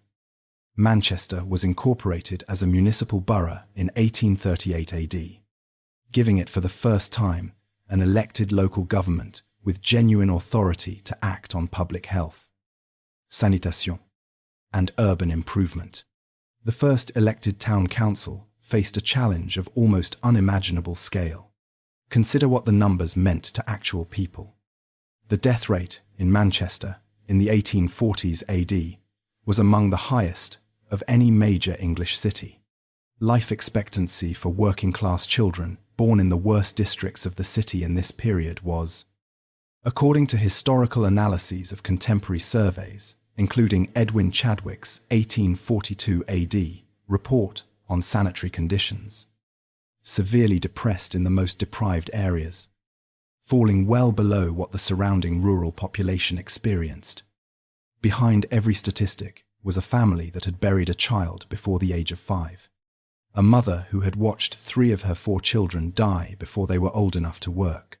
A father who had moved his family from County Mayo to Manchester in search of a better life and found something that was different, but not better. The numbers were real. The lives behind them were real. And the city that was generating the wealth to build the Free Trade Hall was simultaneously generating the conditions that produced those numbers. The municipal response was gradual but real. A proper waterworks system to provide clean water across the population was among the most important interventions. The construction of sewerage infrastructure, capable of handling the waste of a city of hundreds of thousands, required engineering on a scale that had no peacetime precedent in the city's history. The clearance of some of the worst cellar dwellings addressed the most extreme concentrations of overcrowding, without coming close to solving the underlying problem of affordable accommodation. None of this happened quickly enough to address the full scale of the crisis during the years when the crisis was at its worst. But the direction of travel was established. Manchester was beginning, however inadequately and however slowly, to use the resources that its industrial wealth generated to address the human costs that generating that wealth had produced. The political argument running alongside this public health story was simultaneously the most important economic debate of the 19th century. The Anti-Corn Law League, founded in Manchester in 1838 AD, was among the most organisationally effective political movements of the modern era. Its central demand was clear. The Corn Laws imposed tariffs on imported grain, keeping the price of bread artificially high to protect the incomes of English landowners and farmers. The manufacturers and commercial class of Manchester opposed them on grounds that were both self-interested and genuinely ideological. High bread prices forced wages up, making English manufactured goods less competitive. Free trade in agricultural products would reduce the cost of living for the working population while expanding the global markets for English industrial output. Imagine standing in the Free Trade Hall in 1845 AD, listening to Richard Cobden make the case for repeal. You are a Manchester manufacturer. Your mills are running. Your warehouses are full.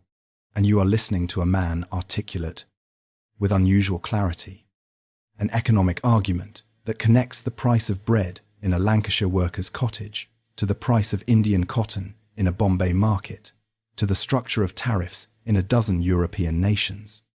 The argument is that all of these things are connected, that free trade is not just a policy, but a principle, and that Manchester, the city that has demonstrated what commerce can achieve when it is given room to operate, is the natural home of that principle. You believe him, or at least, you find him persuasive enough to fund the campaign that eventually wins. Richard Cobden and John Bright, the two politicians most closely associated with the League, were both deeply connected to Manchester. Their vision of free trade went beyond economic policy. For Cobden and Bright, as historians have generally characterized their position, international commerce was a moral principle, a force that by creating mutual economic dependence between nations would reduce the incentive for war and promote peaceful relations between peoples. The Manchester School of Economics, as their approach became known, combined hard commercial calculation with genuinely idealistic vision. The Corn Laws were repealed in 1846 AD. It was one of the most significant policy victories in 19th century British history, representing a definitive shift of economic power away from the landed aristocracy and toward the commercial and manufacturing interests that the Industrial Revolution had created. Manchester had not merely influenced this outcome. It had driven it, funded it, organized it, and articulated the arguments that made it politically possible. But the free trade victory also clarified something uncomfortable. The working population of Manchester had not opposed the Corn Laws, primarily because of their views on international trade theory. They had opposed them because bread was expensive and their wages were inadequate. The repeal of the Corn Laws did not improve housing. It did not reduce the working day. It did not end child labor. It did not give workers any control over the conditions under which they labored. The gap between what the manufacturers of Manchester meant by progress and what the working population meant by progress was not closing in the 1840s and 50s AD. The success of the Anti-Corn Law League had demonstrated that organized political action could change national policy when a class united around a clear goal. The working class drew the obvious lesson. They began organizing around their own goals with a clarity and persistence that the manufacturers who employed them found uncomfortable. The trade union movement in Manchester during the middle decades of the 19th century was not a single organization. It was a fragmented, frequently suppressed collection of associations in different trades, each pursuing the specific interests of its members against employers who often had the full weight of the law on their side. But the movement grew despite the suppression. The conditions generating it did not improve fast enough to remove the reasons people had for joining. The working day remained long. The physical conditions of factory labor remained dangerous. Housing remained inadequate. As long as those conditions persisted, the logic of collective organization retained its force. No legal mechanism could permanently prevent people from acting on that logic when the alternative was watching their children die before their 5th birthday in a cellar dwelling beside a river that ran black. The cooperative movement, which found one of its most significant early expressions in the Rochdale Pioneers of 1844 AD, a town within the wider Manchester commercial orbit, was another product of the same social environment. The idea that workers could organize not just to demand better wages, but to take collective ownership of the enterprises supplying their basic needs represented a different kind of response to industrial conditions. One that sought to give working people economic agency rather than simply political representation. The physical city was also changing in ways that reflected growing civic ambition alongside the social crisis. The construction of the Free Trade Hall on Peter Street in 1856 AD was one of the most symbolically loaded building projects in Manchester's history. Built on the site of St. Peter's Field, where Peterloo had occurred 37 years earlier. Named explicitly for the economic principle the Anti-Corn Law League had championed. The building served as Manchester's principal public hall for concerts, political meetings, and civic events. It was Manchester saying, in stone and brick, what it believed itself to stand for. The contrast between that statement and the conditions visible in the streets surrounding the hall was not lost on contemporaries willing to notice it. A monument to free trade commerce stood on the ground where the working people demanding political rights had been cut down by cavalry. The same city, the same square mile. Two entirely different ideas about what Manchester was and what it owed to the people who had built it. That argument, in various forms, would continue for the rest of Manchester's history. In 1858 AD, a German conductor named Charles Halle established an orchestra in Manchester that would become one of the finest in Britain. It was not an obvious moment to invest in serious musical culture. Manchester was still a city of industrial noise and social tension, and streets that smelled of the river and the coal smoke and the particular density of too many people living too close together. Halley did it anyway. His orchestra, which still performs today, was one of Britain's first permanent professional orchestras, and its establishment in Manchester rather than London said something about the city's cultural ambitions that the poverty statistics alone could not express.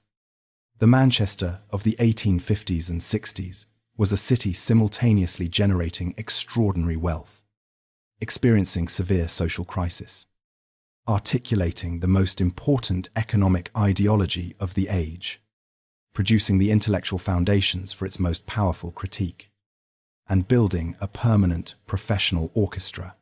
All of this in the same city, in the same decade, among the same population. That concentration of contradictions, held in tension without resolution, was what made Manchester something more than simply a successful industrial city. It was a place where the consequences of industrial capitalism were most fully developed and most fully visible, where the argument about what those consequences meant and what should be done about them was being conducted with unusual honesty and unusual intensity. The city that argued with itself was not a comfortable city, but a city capable of producing both the wealth and the organized critique of that wealth, both the free trade hall and the trade union movement meeting in the rooms behind it, was a city with a more complex moral life than its chimneys suggested. That complexity was about to find its most ambitious physical expression yet. Chapter 9. Ship Canal, Free Trade and the Mancunian Empire.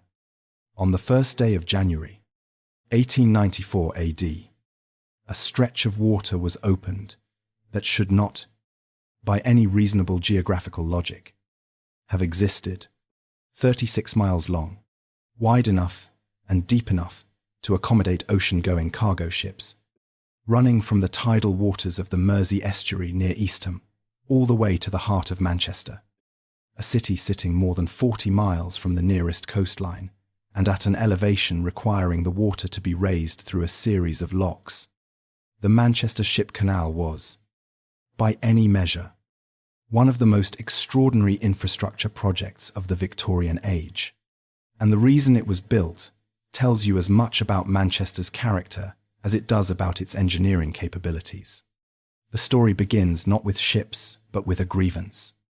Liverpool and Manchester had been connected by the world's first intercity passenger railway since 1830 AD, a fact both cities were proud of. Liverpool was the port through which most of Manchester's raw cotton arrived, and through which most of its finished goods departed for global markets. That dependence gave Liverpool's port operators and the railway companies controlling the routes between the two cities significant commercial leverage over Manchester's manufacturers, who had no alternative route to the global markets on which their businesses depended. Through the middle decades of the 19th century, Manchester's commercial class had accumulated a long list of specific grievances. Dock charges at Liverpool were, in Manchester's assessment, excessive. Railway freight rates between the two cities were higher than genuine competition would have produced. The Liverpool merchants handling the transatlantic cotton trade took margins that Manchester resented. The entire commercial relationship, viewed from Manchester, amounted to a series of mills extracted at every stage of a supply chain that Manchester had no power to change because it had no alternative. The idea of building a canal from Manchester directly to tidal water had been discussed for decades. The engineering challenges were formidable. The financial requirements were enormous. The opposition from Liverpool interests and from the railway companies that stood to lose significant freight business was fierce and well-funded.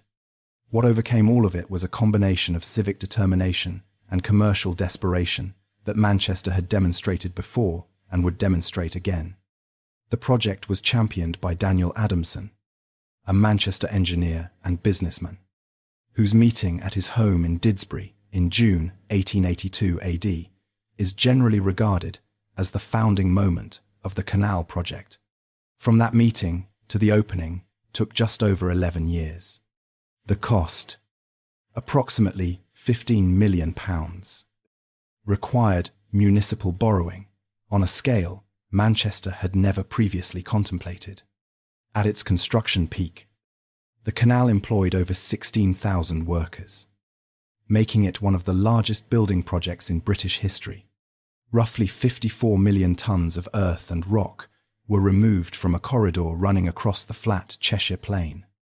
The Barton Swing Aqueduct, which carried the Bridgewater Canal over the new Ship Canal on a pivoting water-filled trough, was a piece of engineering so elegant and so audacious that it attracted engineers from across Britain and beyond when it was completed. A canal swinging on a pivot to let ships through underneath, carrying water over water on a moving bridge. It was the kind of solution that made people travel to see it, simply to confirm it was real.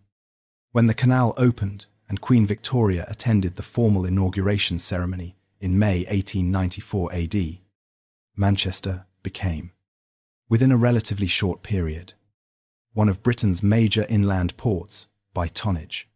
Ships that had previously docked at Liverpool and transferred their cargo to trains or barges could now sail directly to the Manchester docks at Salford, delivering goods at the heart of the industrial region that consumed or produced them. The dock charges and freight rate grievances that had accumulated over decades were answered in a single stroke of infrastructure. The Trafford Park Industrial Estate, developed on the south bank of the Ship Canal from 1896 AD onward, became the world's first purpose-built planned industrial estate, attracting manufacturing operations that valued direct water access to global shipping routes. Among the first major tenants was a factory established by the American company Westinghouse, bringing electrical engineering technology to Manchester on a scale that added a significant new dimension to the region's industrial profile. But the Ship Canal was more than an economic achievement. It was a political statement, made in water and stone. Manchester had been built by the Industrial Revolution.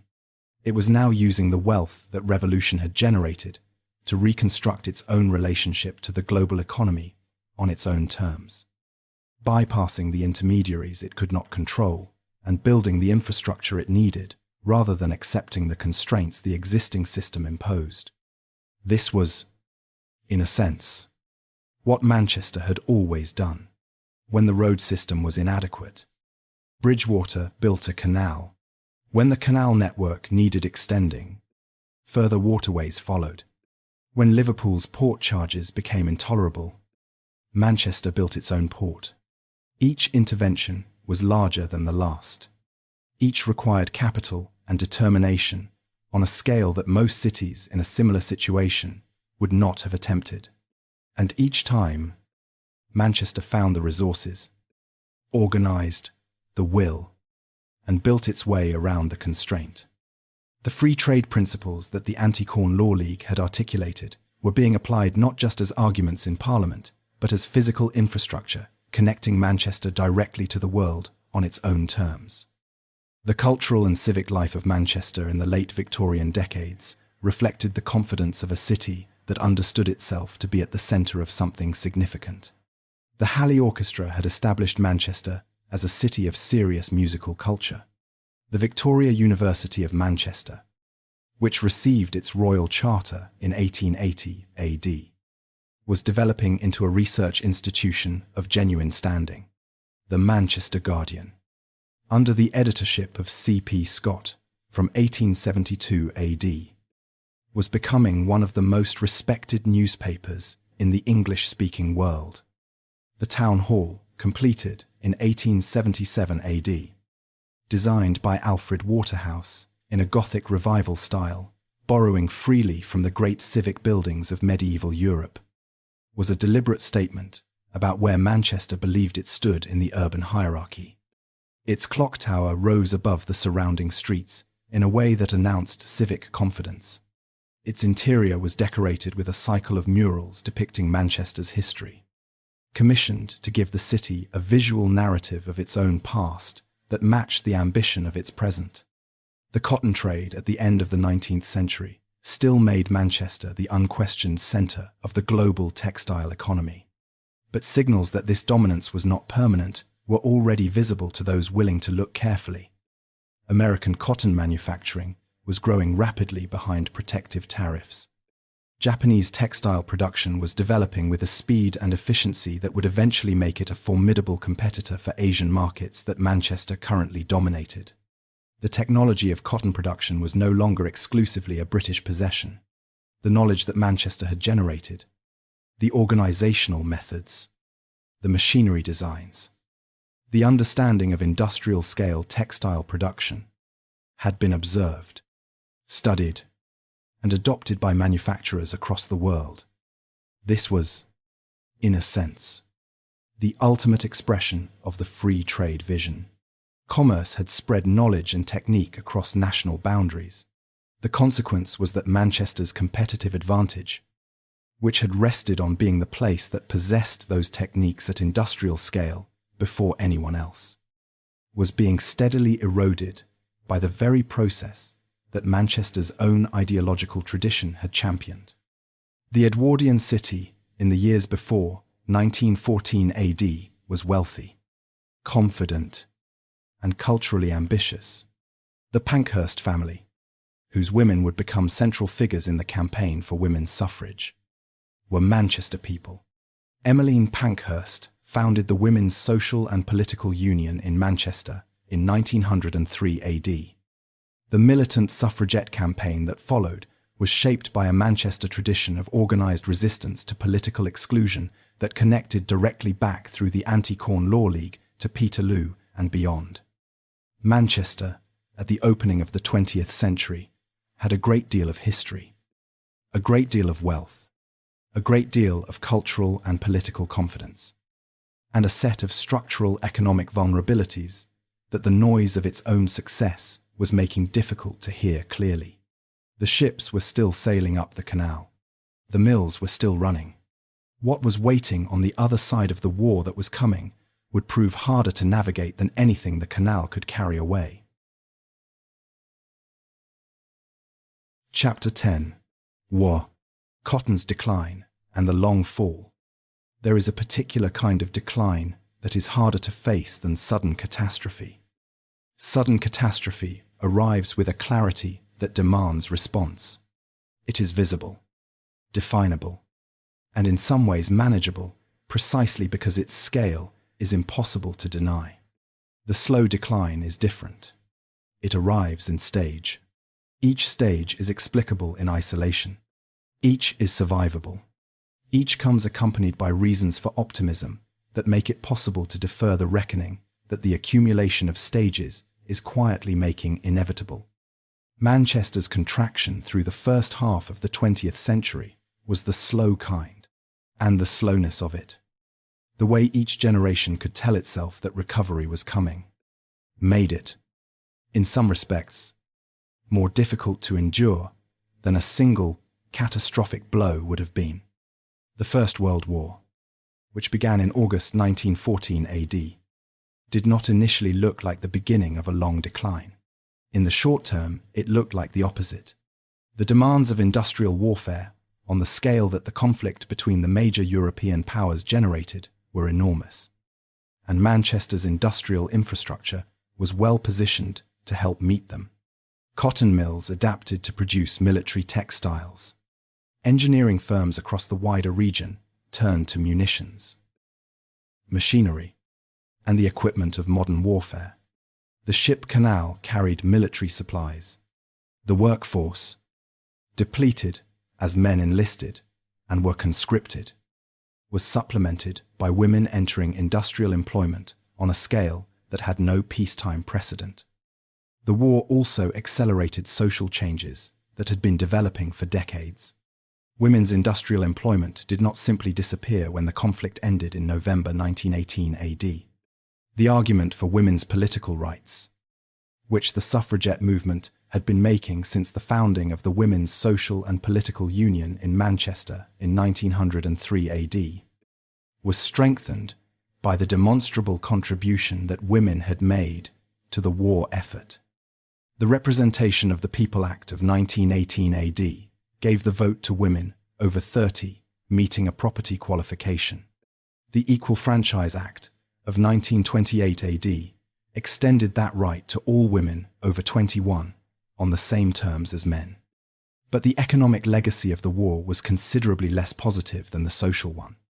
The global trading networks on which Manchester's cotton industry depended had been disrupted in ways whose long-term consequences became clear only gradually. India, which had been one of the largest markets for Manchester-produced cotton cloth, had been forced during the war years to develop its own domestic textile production to meet needs that disrupted shipping could no longer satisfy from English sources. When the war ended, the Indian textile industry that had grown during the conflict did not disappear. It continued to grow, serving domestic demand at prices that Manchester could not match. Japan presented a similar challenge. Japanese cotton textile production, which had been growing since the late 19th century, expanded dramatically during and after the war as manufacturers moved into Asian markets that British producers could no longer serve effectively. Japanese labor costs were significantly lower than British labor costs. Japanese manufacturers invested in modern machinery with a speed and consistency that the fragmented Manchester industry could not match. By the 1920s AD, Japanese cotton goods were competing directly with Manchester products in markets that had previously been dominated by English cloth. The response of Manchester's industry to these competitive pressures was inadequate to the scale of the challenge. The industry remained fragmented, organized around hundreds of relatively small firms, each controlling a single stage of the production process. Without the vertical integration that would have allowed the efficiencies that larger competitors were achieving, the financial structures of the industry discouraged the consolidation that might have enabled investment in new technology. The collective action problems that fragmented industries always face prevented the coordinated response that the competitive situation required.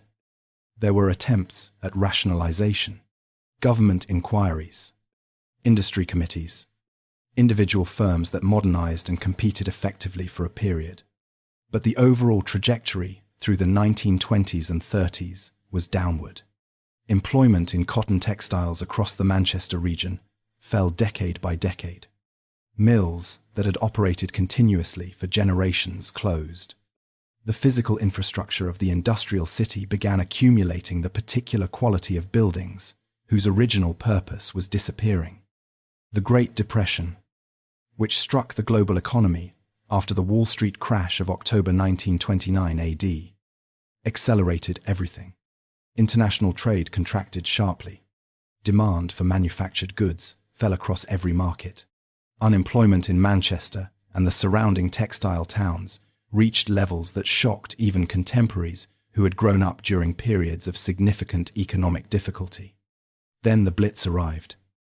On the night of the 22nd of December, 1940 AD, the air raid sirens sounded across Manchester. The first German aircraft arrived from the south, following the silver thread of the ship Canal in the moonlight, using it as a navigation guide to the heart of the city. The canal that Daniel Adamson had championed, that £15 million had built, that had been Manchester's defiant answer to Liverpool's commercial dominance, was now guiding bombs to the city it had been built to serve. Within an hour, the sky above the city centre was lit from below, not by searchlights alone, but by the fires beginning in the streets below them. Each one a building that had stood for decades or centuries, now burning in the longest nights of the year. The raids continued on the 23rd. 2 nights of sustained attack. The Free Trade Hall gutted, its walls standing, but its interior destroyed. The building that had represented Manchester's commercial ideology reduced to a roofless shell. The Royal Exchange badly damaged. The trading floor, where cotton prices were set for the global textile economy, cracked and open to the sky. The medieval buildings near the cathedral largely destroyed. Hundreds killed. Thousands made homeless in the week before Christmas. Stand in St. Anne's Square in Manchester today and try to hold in your mind what it looked like in the early hours of the 23rd of December. 1940 AD. The fires visible from 20 miles away, in every direction. The smoke rising in columns that were still visible at dawn across the flat Lancashire plain. The centre of a city that had been building for 19 centuries, burning in the darkness. The accumulated investments of generations of Mancunians turning to ash in 2 December nights. And then, in the morning, the people of Manchester came back into the streets, not because they were not frightened, because the city was theirs and they were not finished with it. The destruction was severe but not total. Manchester's industrial infrastructure, dispersed across a wider urban area rather than concentrated in a single district, was damaged but continued to function. The city's contribution to the war economy persisted through the years of the conflict until the German surrender in May 1945 AD. But what the war revealed, as wars reveal the underlying condition of the societies they pass through, was how much of Manchester's industrial infrastructure was already outdated before the bombs fell. The machinery in many of the cotton mills was old. The buildings were Victorian structures designed for production methods of the previous century. The organizational structures of the industry had not fundamentally changed in 100 years. Wartime demand had kept the old machinery running. It had not addressed the reasons why that machinery was struggling to compete when markets were normal. When the war ended in 1945 AD, the questions that wartime demand had deferred returned with new urgency. Britain emerged victorious but exhausted, its finances severely strained by 6 years of total war expenditure. Its empire, beginning the process of dissolution that would reshape the global economic framework within which Manchester's trade had always operated. India achieved independence in 1947 AD. The economic relationship between Britain and India was about to be reorganized on fundamentally different terms. The deindustrialization that followed through the 1950s, 60s, and 70s was not a sudden collapse. It was the slow kind of decline. The cotton industry that had employed hundreds of thousands at its peak contracted decade by decade. Mills closed. The warehouses emptied. The physical fabric of the inner city deteriorated as neither tenants nor landlords had resources for maintenance. High-rise housing blocks replaced terraced streets in ways that often destroyed the social networks those streets had sustained across generations. The Commonwealth immigration of the 1950s and 60s brought new populations to Manchester from the Caribbean, from South Asia, and from other parts of the former British Empire, drawn by the same logic that had drawn Irish immigrants in the 1830s and Flemish weavers in the 14th century. There was work available, even if it was not well paid, and the welcome was not always warm. The communities that settled in Moss Side, Longsight, Rusholme, and other inner-city districts added new layers to the cultural mixture that Manchester had been producing since its Roman origins. They also experienced, shaped by race as well as class, the consequences of living in a city whose economic foundations were weakening faster than its political structures could address. By the early 1970s AD, Manchester was visibly a city in difficulty. Population was falling as people with options moved to places where economic prospects looked better. Large areas of the inner city had the particular quality of urban space organized around an economic activity that is no longer happening. The confidence that had characterized the Edwardian commercial city felt like a memory belonging to a different era. What Manchester had lost was not just employment. It was the entire social and economic framework within which working-class Manchester had organized its life for 2 centuries. The mills had provided not just wages, but rhythm, structure, community, identity. When they closed, they did not just close. They left a shape in the social landscape that nothing was immediately available to fill. The question was not whether Manchester would survive. It had survived Roman withdrawal, Viking disruption, Norman conquest, plague, civil war, and the Blitz. It would survive this too. The question was what it would become on the other side of the transformation. The answer, when it came, would not arrive through the decisions of planners or politicians. It would arrive through the creative energy of a young population living in a declining city with nothing to lose and everything to prove. The machines had stopped, but something else was starting. In the empty buildings and the cheap rented rooms and the basement venues of a city that was, for the first time in 2 centuries, defined not by what it made, but by what it felt. Chapter 11. Punk, Madchester, and the Cultural Reinvention. On the 4th of June, 1976 AD, a band called the Sex Pistols played a concert at the Lesser Free Trade Hall in Manchester to an audience that various accounts place at somewhere between 40 and 100 people.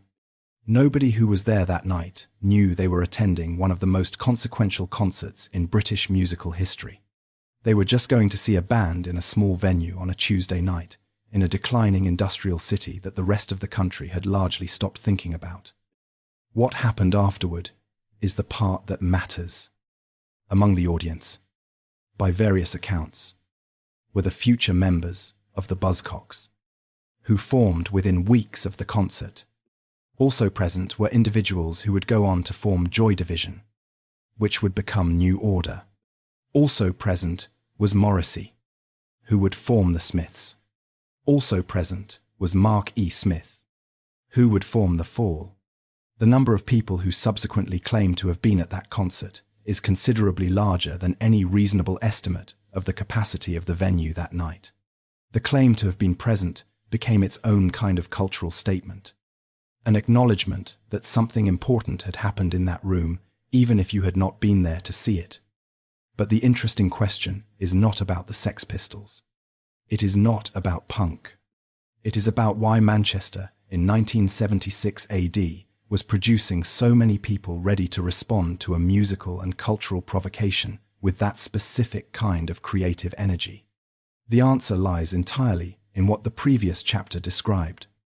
Manchester, in 1976 AD, was a declining industrial city with high unemployment, deteriorating housing, a contracting manufacturing base, and a young population that had grown up watching the certainties of their parents' world dissolve without anything comparable replacing them. The physical landscape of the city reflected its economic condition with unusual directness. Victorian mill buildings, standing empty or underused across the inner districts.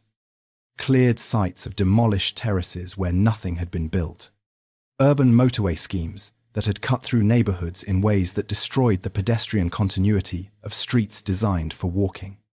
This landscape was, for the young people inhabiting it, both oppressive and liberating. Oppressive because the absence of economic opportunity was real and its consequences were material. Liberating because the same absence of economic activity that created unemployment also created cheap space. The empty mills and the vacant warehouses and the underused commercial premises of a declining industrial city could be rented for almost nothing. Rehearsal rooms, recording studios, small performance venues, the physical infrastructure of a creative economy could be established in Manchester in the late 1970s and early 80s at costs that would have been impossible in a city where economic pressure on space was higher. This is something that does not appear in the official accounts of Manchester's cultural renaissance, but that everyone who was actually there understood implicitly. The music did not happen despite the decline. It happened because of the decline. The empty buildings, were the studios. The cheap rents were the subsidy. The absence of economic alternatives was the pressure that pushed creative energy into the only available outlet. Joy Division, whose records were produced between 1978 and 1980 AD, under the production of Martin Hannett for the independent label Factory Records, created a sound that is often described by critics and historians of the period as capturing something about the emotional and acoustic landscape of post-industrial Manchester.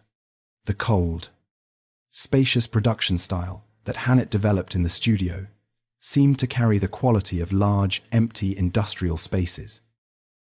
The sound of rooms designed for machinery, now holding only air and memory. The lyrical content of Ian Curtis's writing addressed alienation, psychological disintegration, and the experience of existing in a world that had lost the organizing principles that had previously given it meaning. These were not abstract themes. They were the emotional weather of the city these musicians were living in. Curtis died by suicide in May 1980 AD, at the age of 23, on the eve of Joy Division's first American tour. The three remaining members reformed as New Order, developing a sound that incorporated electronic and dance music influences in ways that would make them one of the most influential British bands of the decade. The transition from Joy Division to New Order was itself a kind of working through. The transformation of something built on industrial heaviness into something that could move with the lighter, more flexible demands of a world the old industry had not prepared anyone for. Factory Records, founded by Tony Wilson and Alan Erasmus in 1978 AD, was more than a record company.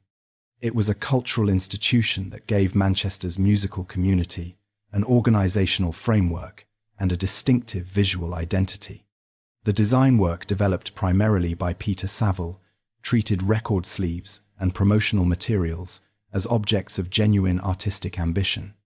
The label's approach to artist ownership, giving musicians equal rights over their own recordings, created a culture of creative confidence that influenced how Manchester thought about itself and its relationship to the commercial world. It was partly rejecting and partly reinventing. The Hacienda Club, opened by Factory Records and New Order in 1982 AD in a former yacht showroom on Whitworth Street, became the physical center of what was coming. The interior, designed by Ben Kelly with an aesthetic deliberately referencing the industrial and the functional rather than the conventionally decorative, embodied the particular Manchester approach to cultural space. It was not glamorous in the way that London clubs were glamorous. It was something harder to define and, for those who experienced it during its peak years, harder to forget. The Hacienda was among the first venues in Britain to embrace the American house music developing in Chicago and Detroit in the mid-1980s.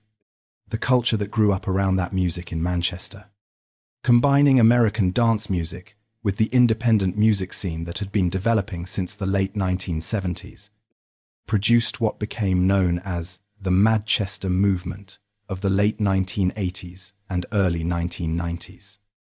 The bands that defined it: the Stone Roses, the Happy Mondays, In Spiral Carpets, the Charlatans, created a sound and an image that drew on the psychedelic rock of the 1960s, the independent music of the preceding decade, and the energy of emerging dance culture in a combination that felt, to the young people who identified with it, like a genuinely new cultural moment.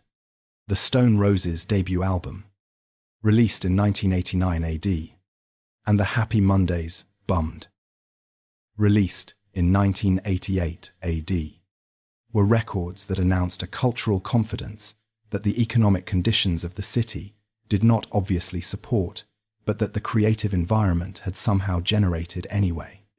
The Smiths occupied a different emotional register, but were equally products of the same conditions.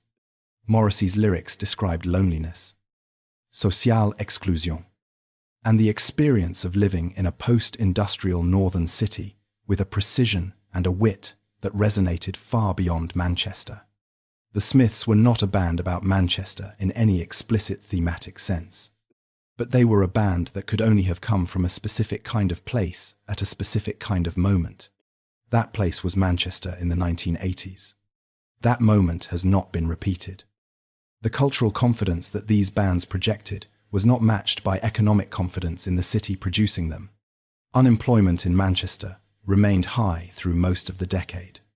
The Moss Side disturbances of July 1981 AD, part of a wider wave of urban unrest across British cities that year, brought to the surface tensions that had been building in Manchester's inner-city communities for years. The immediate triggers included policing practices that the Moss Side community experienced as discriminatory and aggressive, combined with unemployment and economic marginalization that had been intensifying through the preceding years. The disturbances lasted several nights and caused significant property damage.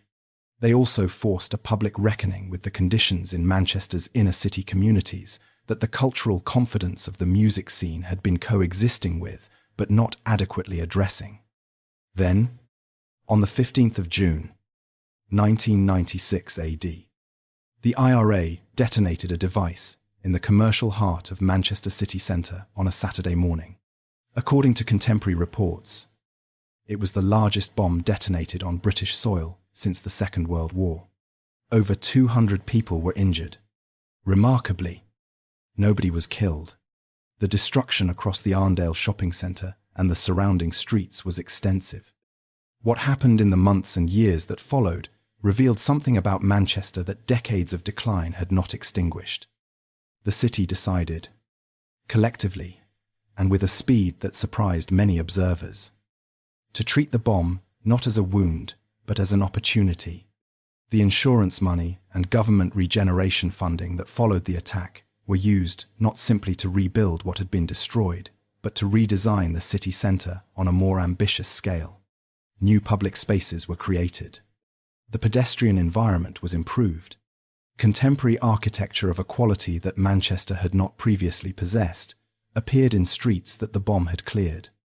The IRA had removed some of the least distinguished buildings in the city centre. Manchester replaced them with something considerably better. That response, pragmatic, ambitious, refusing to accept the constraints that the situation appeared to impose, was recognizably the response of the city that had built the Bridgewater Canal and the Ship Canal, that had organized the Anti-Corn Law League, that had defended itself against a royalist siege in 1642 AD. The specific circumstances were different. The underlying character was the same. Oasis, the band formed by the Gallagher brothers from Burnage in Manchester, had by 1996 AD become widely regarded as among the most commercially successful British bands of the decade, carrying Manchester's musical identity to audiences across the world with a swagger that was simultaneously the product of the city's specific cultural history and a declaration that the city had moved beyond post-industrial introspection. The Gallaghers' combination of musical ambition, working-class identity, and aggressive self-belief was recognizably Mancunian in a way that connected directly to the tradition of commercial confidence and political directness that Manchester's history had been producing since the days of the Mancunian Anti-Corn Law League. The mills were gone. The cotton was gone. The industrial certainties were gone. But something else had taken their place. Something harder to measure and harder to destroy. A creative confidence rooted in the same willingness to attempt things of implausible scale. To pick sides. To build what you need when the existing system will not provide it. That Manchester had been demonstrating since a Roman engineer stood above the confluence of the Medlock and the Irwell and decided this particular patch of wet ground was worth building something on. The second city was not finished becoming what it was going to be, but for the first time since the cotton trade had begun its long retreat, it had a sense of which direction it was heading. Chapter 12. The Second City and the Northern Powerhouse. Recovery in a declining city does not arrive as an announcement. It arrives as an accumulation. Small things that change. Then more small things. Then a threshold that is crossed without ceremony, after which the direction of travel becomes unmistakable. For Manchester, that threshold was crossed somewhere in the middle years of the 1990s. In the space between the cultural confidence that the music scene had generated and the physical rebuilding that the bomb had accelerated, the city that had been contracting for decades began, hesitantly at first and then with gathering speed, to grow again. Understanding what drove that recovery requires understanding what Manchester had kept during the years of industrial decline that other deindustrializing cities lost. It had kept its universities, the University of Manchester and the University of Manchester Institute of Science and Technology, which merged in 2004 AD to form one of the largest universities in Britain, had continued through the decades of economic difficulty to attract students and researchers, and to generate the kind of knowledge economy activity that would become increasingly valuable as the industrial economy contracted. The concentration of student population maintained a level of intellectual and cultural activity that kept the city viable as a place worth investing in, even during the worst years of deindustrialization. It had kept its cultural institutions, the Halley Orchestra, the Guardian, the theatres and galleries and music venues that had survived the economic contraction. These provided a cultural infrastructure that attracted the kind of population a post-industrial knowledge economy required. The music scene of the 1980s had added to this cultural capital in ways that gave Manchester a global reputation entirely disproportionate to its economic weight during that period. It had kept its transport connections. Manchester Airport, growing steadily since its opening in 1938 AD, had developed into one of the most significant airports outside London, connecting Manchester directly to European and intercontinental destinations. The motorway network converging on Manchester reflected its historic position as a regional hub. The railway connections still made it the most accessible city in the north of England. And it had kept something less tangible, but equally important. It had kept the institutional confidence, the civic tradition, the political culture of a city that had always understood itself as capable of acting at scale when the situation required it. That tradition was still present in how Manchester's civic leaders thought about their city and its possibilities. The Commonwealth Games of 2002 AD were the clearest single expression of this civic confidence in the post-industrial period. Manchester had bid unsuccessfully for the Olympic Games of 1996 AD and 2000 AD before winning the right to host the Commonwealth Games. The decision to pursue the bid at all, and the determination to succeed after two failures, was characteristic.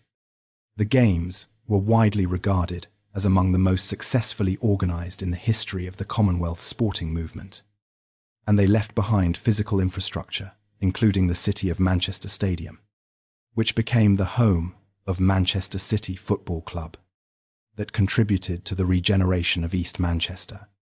The physical transformation of the city centre that had begun with the post-bomb rebuilding continued through the early years of the 21st century at a pace that made the centre of 2010 AD almost unrecognizable compared to 1980 AD.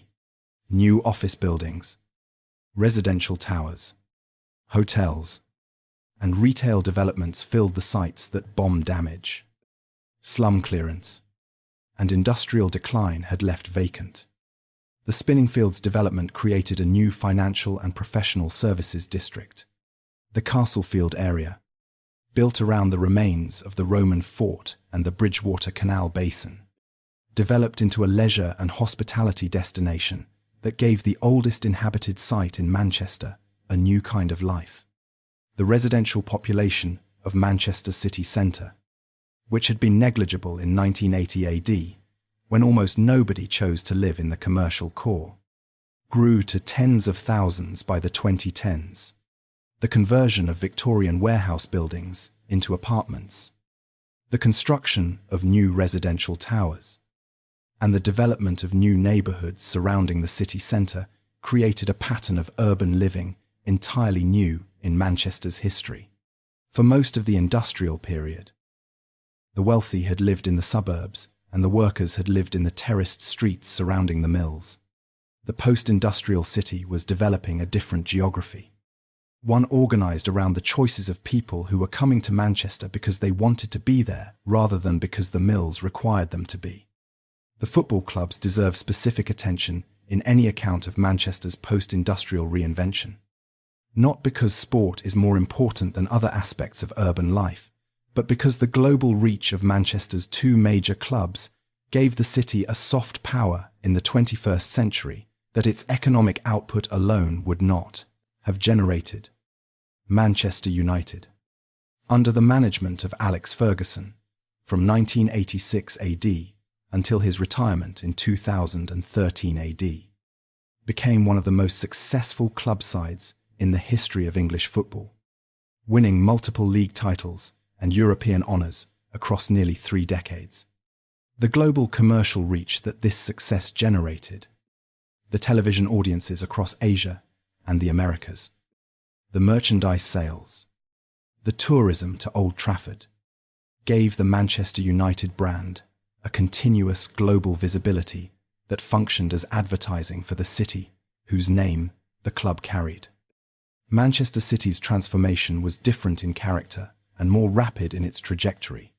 The club's acquisition by the Abu Dhabi United Group in 2008 AD brought investment on a scale that English football had not previously seen, funding the development of the area surrounding the City of Manchester Stadium into what became the Etihad campus, and supporting the assembly of playing squads that won multiple Premier League titles.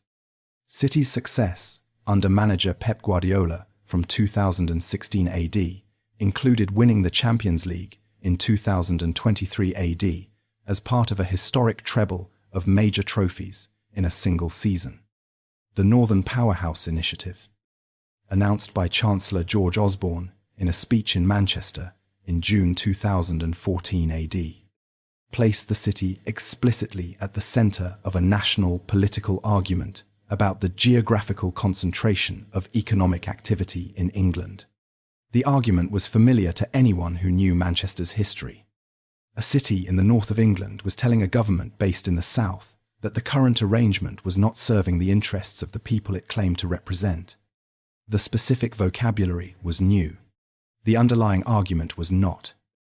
Osborne's central claim was that the dominance of London and the southeast was a structural problem, reducing the overall productivity of the national economy, and that building a counterweight centred on the northern cities, connected by improved transport infrastructure and supported by greater devolved decision-making power, would address that imbalance. The devolution of significant powers to the Greater Manchester Combined Authority, established formally in 2011 AD and strengthened progressively through the following years, represented a real shift in how decisions affecting Manchester and the surrounding region were made.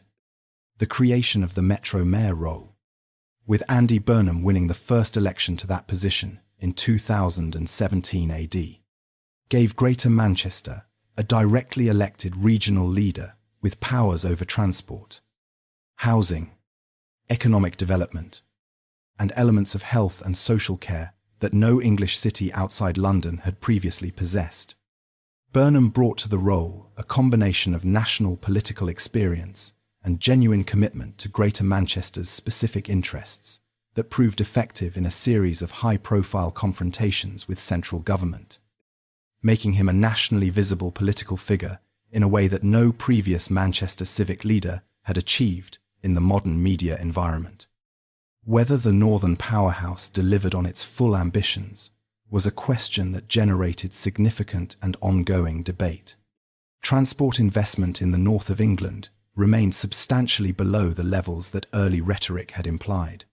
The HS2 high-speed rail project, which had promised to reduce journey times between Manchester and London and free capacity on existing lines for improved regional services, was progressively scaled back.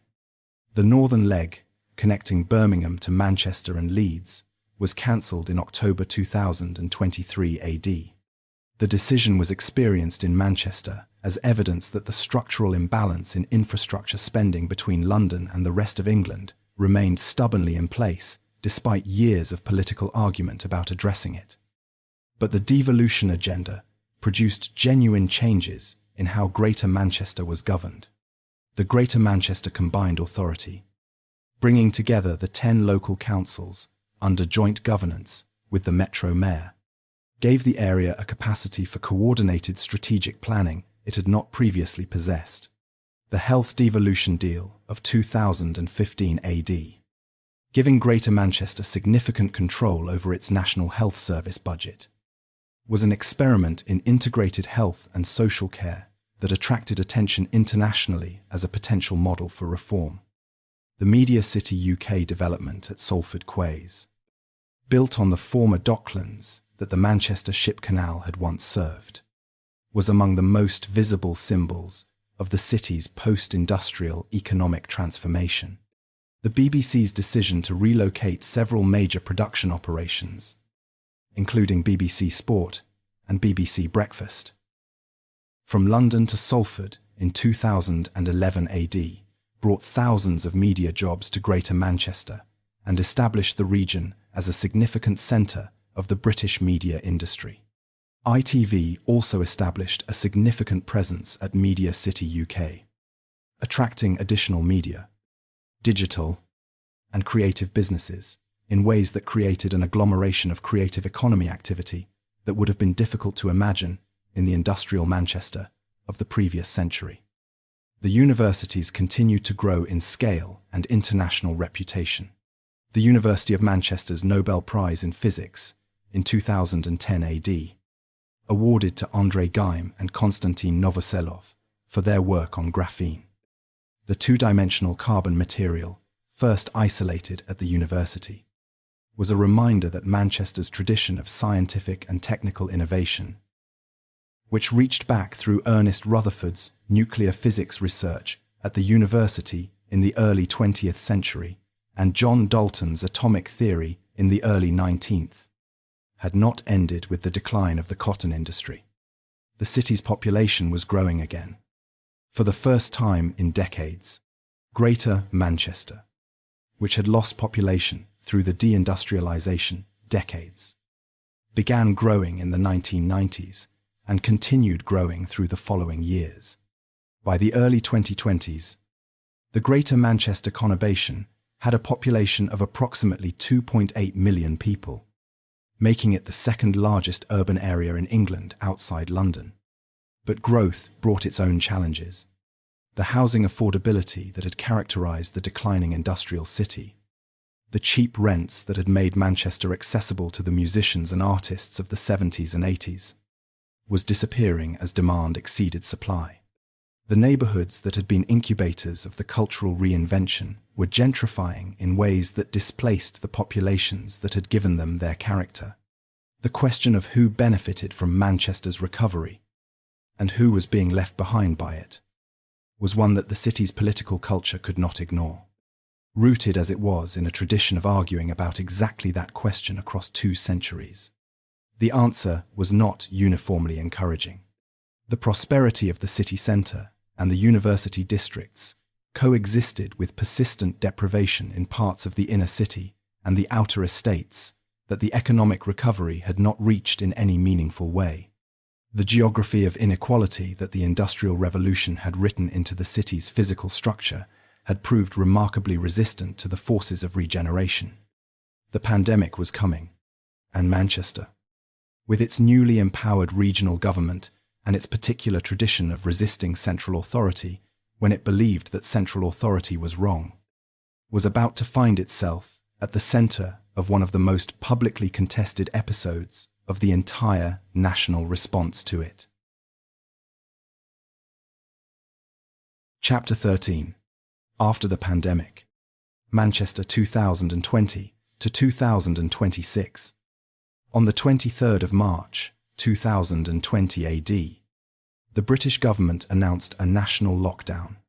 Businesses closed. Schools shut. People were asked to remain in their homes.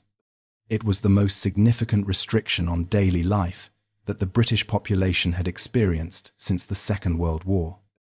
And it arrived with a speed and a totality that the public's comprehension had not fully absorbed before it was already happening. Manchester stopped. The streets of the city centre that had been filling with people through years of regeneration emptied in a matter of days. The bars and restaurants of the northern quarter went dark. The universities sent their students home. The offices of spinning fields switched to remote working. The Metrolink trams ran nearly empty through a city that had no passengers to carry. Go back to the image of the Castlefield Canal basin on an ordinary weekday morning. The dark water, the converted warehouses reflecting in it, the commuter cycling past on the towpath. In March 2020 AD, that commuter was gone. The towpath was empty. The warehouses were dark. The canal that James Brindley had built to carry coal into a city that needed it was sitting still and silent in a city that had been told to stop. 259 years of continuous commercial purpose. And then 1 week of a virus. And the silence that had last belonged to this place in the 17th century came back. The healthcare system of Greater Manchester, operating under significant pressure before the pandemic, was placed under extraordinary strain as patients filled hospital wards across the region. The care home sector experienced devastating mortality in the early weeks before infection control measures adequate to the situation could be put in place. The economic impact on the hospitality, retail, and creative sectors that had been central to the post-industrial city's regeneration was immediate and severe. Businesses that had been viable the week before the lockdown were suddenly without revenue and without any clear timeline for when revenue might return. The confrontation of October 2020 AD was the most publicly dramatic episode of Manchester's pandemic experience. The government's decision to move Greater Manchester to the highest level of COVID restrictions, Tier 3, requiring the closure of a wide range of businesses, without what Andy Burnham argued was adequate financial compensation for the workers and businesses affected, produced a public standoff between the Metro Mayor and the national government that played out in real time across television news and social media. Burnham held a press conference at which he argued that the government's financial offer was inadequate and that he could not recommend acceptance of it. He stood in the centre of Manchester and made the case in plain language that a government making decisions about Greater Manchester without adequate support for the people those decisions would affect was repeating, in a new form, a very old pattern. A city in the north being told by a government in the south what it could and could not do, without adequate resources to manage the consequences. The government imposed the restrictions anyway.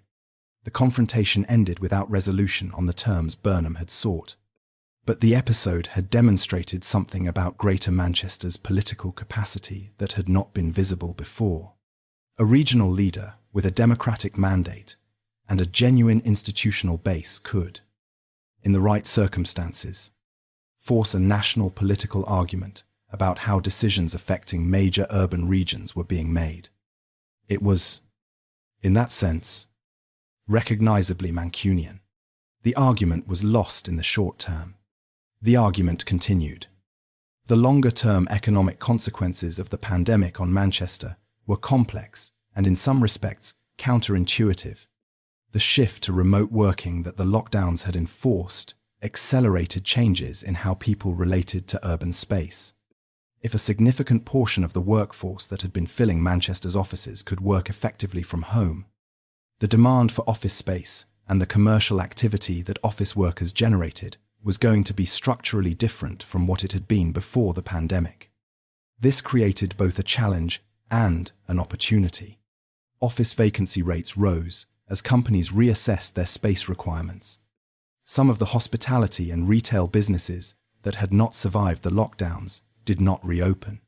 The recovery of footfall in the city centre was slower and less complete than the pre-pandemic trajectory had suggested it would be.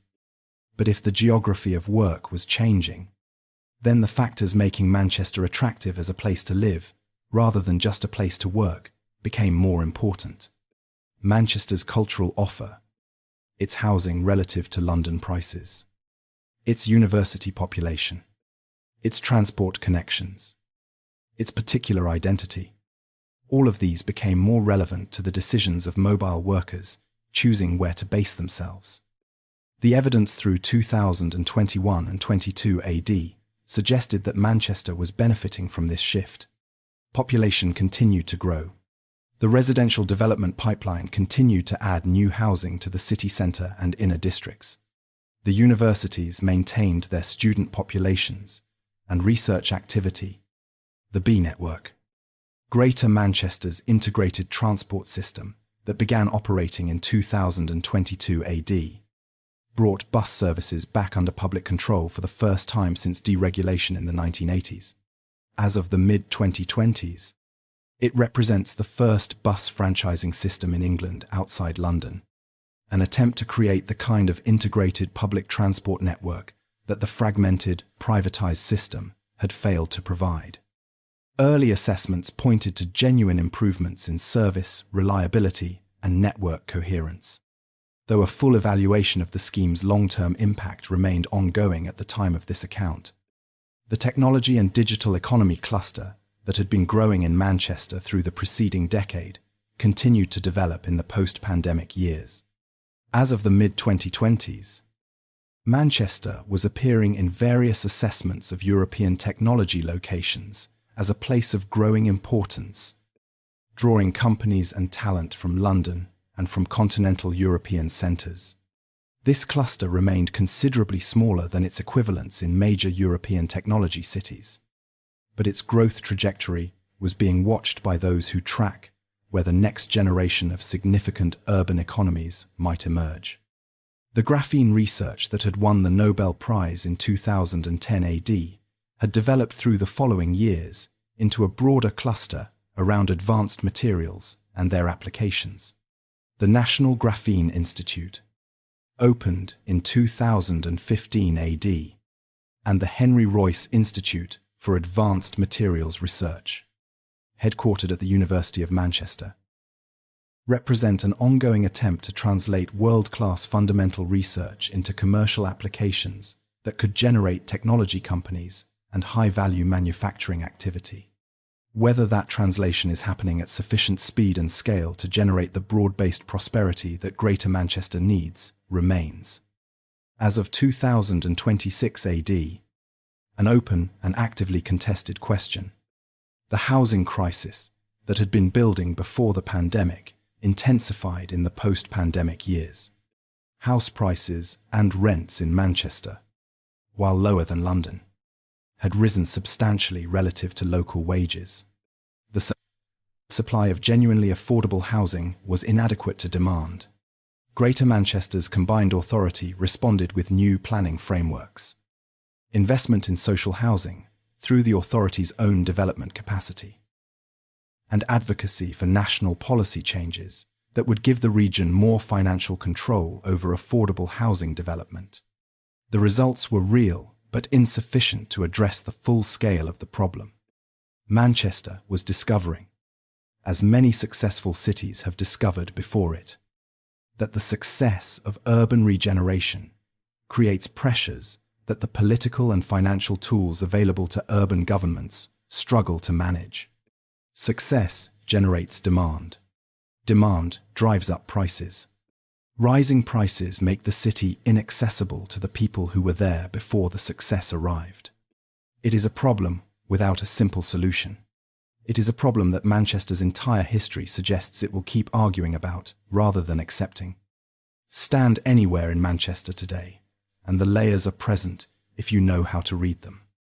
The Castlefield area where the Roman fort sat, its outline still faintly visible in the layout of the streets, and the preserved sections of Roman wall that stand in the open air. 1900 years old, and still there. Under the converted warehouses and the canal boats and the cyclists who pass without looking. The collegiate church that became the cathedral. Its stones carrying the accumulated investments of 9 centuries of the town's civic and religious life. The canal basins of the Bridgewater and the Rochdale, cleaned up and repurposed, but still physically present. Still following the routes that the engineers of the 1760s and the 1800s cut through the landscape to connect Manchester to the world. The Victorian warehouses converted into apartments, the mill buildings that became arts centres and office spaces, the new towers rising above all of it, adding the next layer to a city that has been building on itself since 79 AD. The rivers are cleaner than they had been for much of the industrial age. The Irwell, which ran with pollution through the Victorian decades and into the 20th century, supports fish again. The water that runs through Manchester today would not have been entirely unrecognizable to the people who lived on these banks before the Romans arrived. Something, after 2,000 years of everything that has been done to this place, has found its way back. The city, above those rivers, carries the full weight of what this story has described. The fort at the Confluence, the long silence, the weavers and the market charter and the Civil War, the cotton and the canals and the mills, Peterloo and the Anti-Corn Law League and Engels walking through the courts of Little Ireland, the Ship Canal and the Free Trade Hall and the Halley and the Guardian, the Blitz and the Decline and the cheap rented rehearsal rooms where Joy Division worked out the sound that would travel around the world, the bomb and the rebuilding, the Hacienda and the Gallaghers and the Nobel Prize and the B Network and the argument, always the argument, about what the city is for and who it belongs to. 2,000 years of argument on a patch of wet ground above 2 unremarkable rivers. The argument is not finished. In a city with Manchester's history, an argument that is not finished is not a failure. It is the only condition in which a city this particular, this difficult, this persistently itself, can remain genuinely alive. The rivers keep moving. The story is not over. It never has been.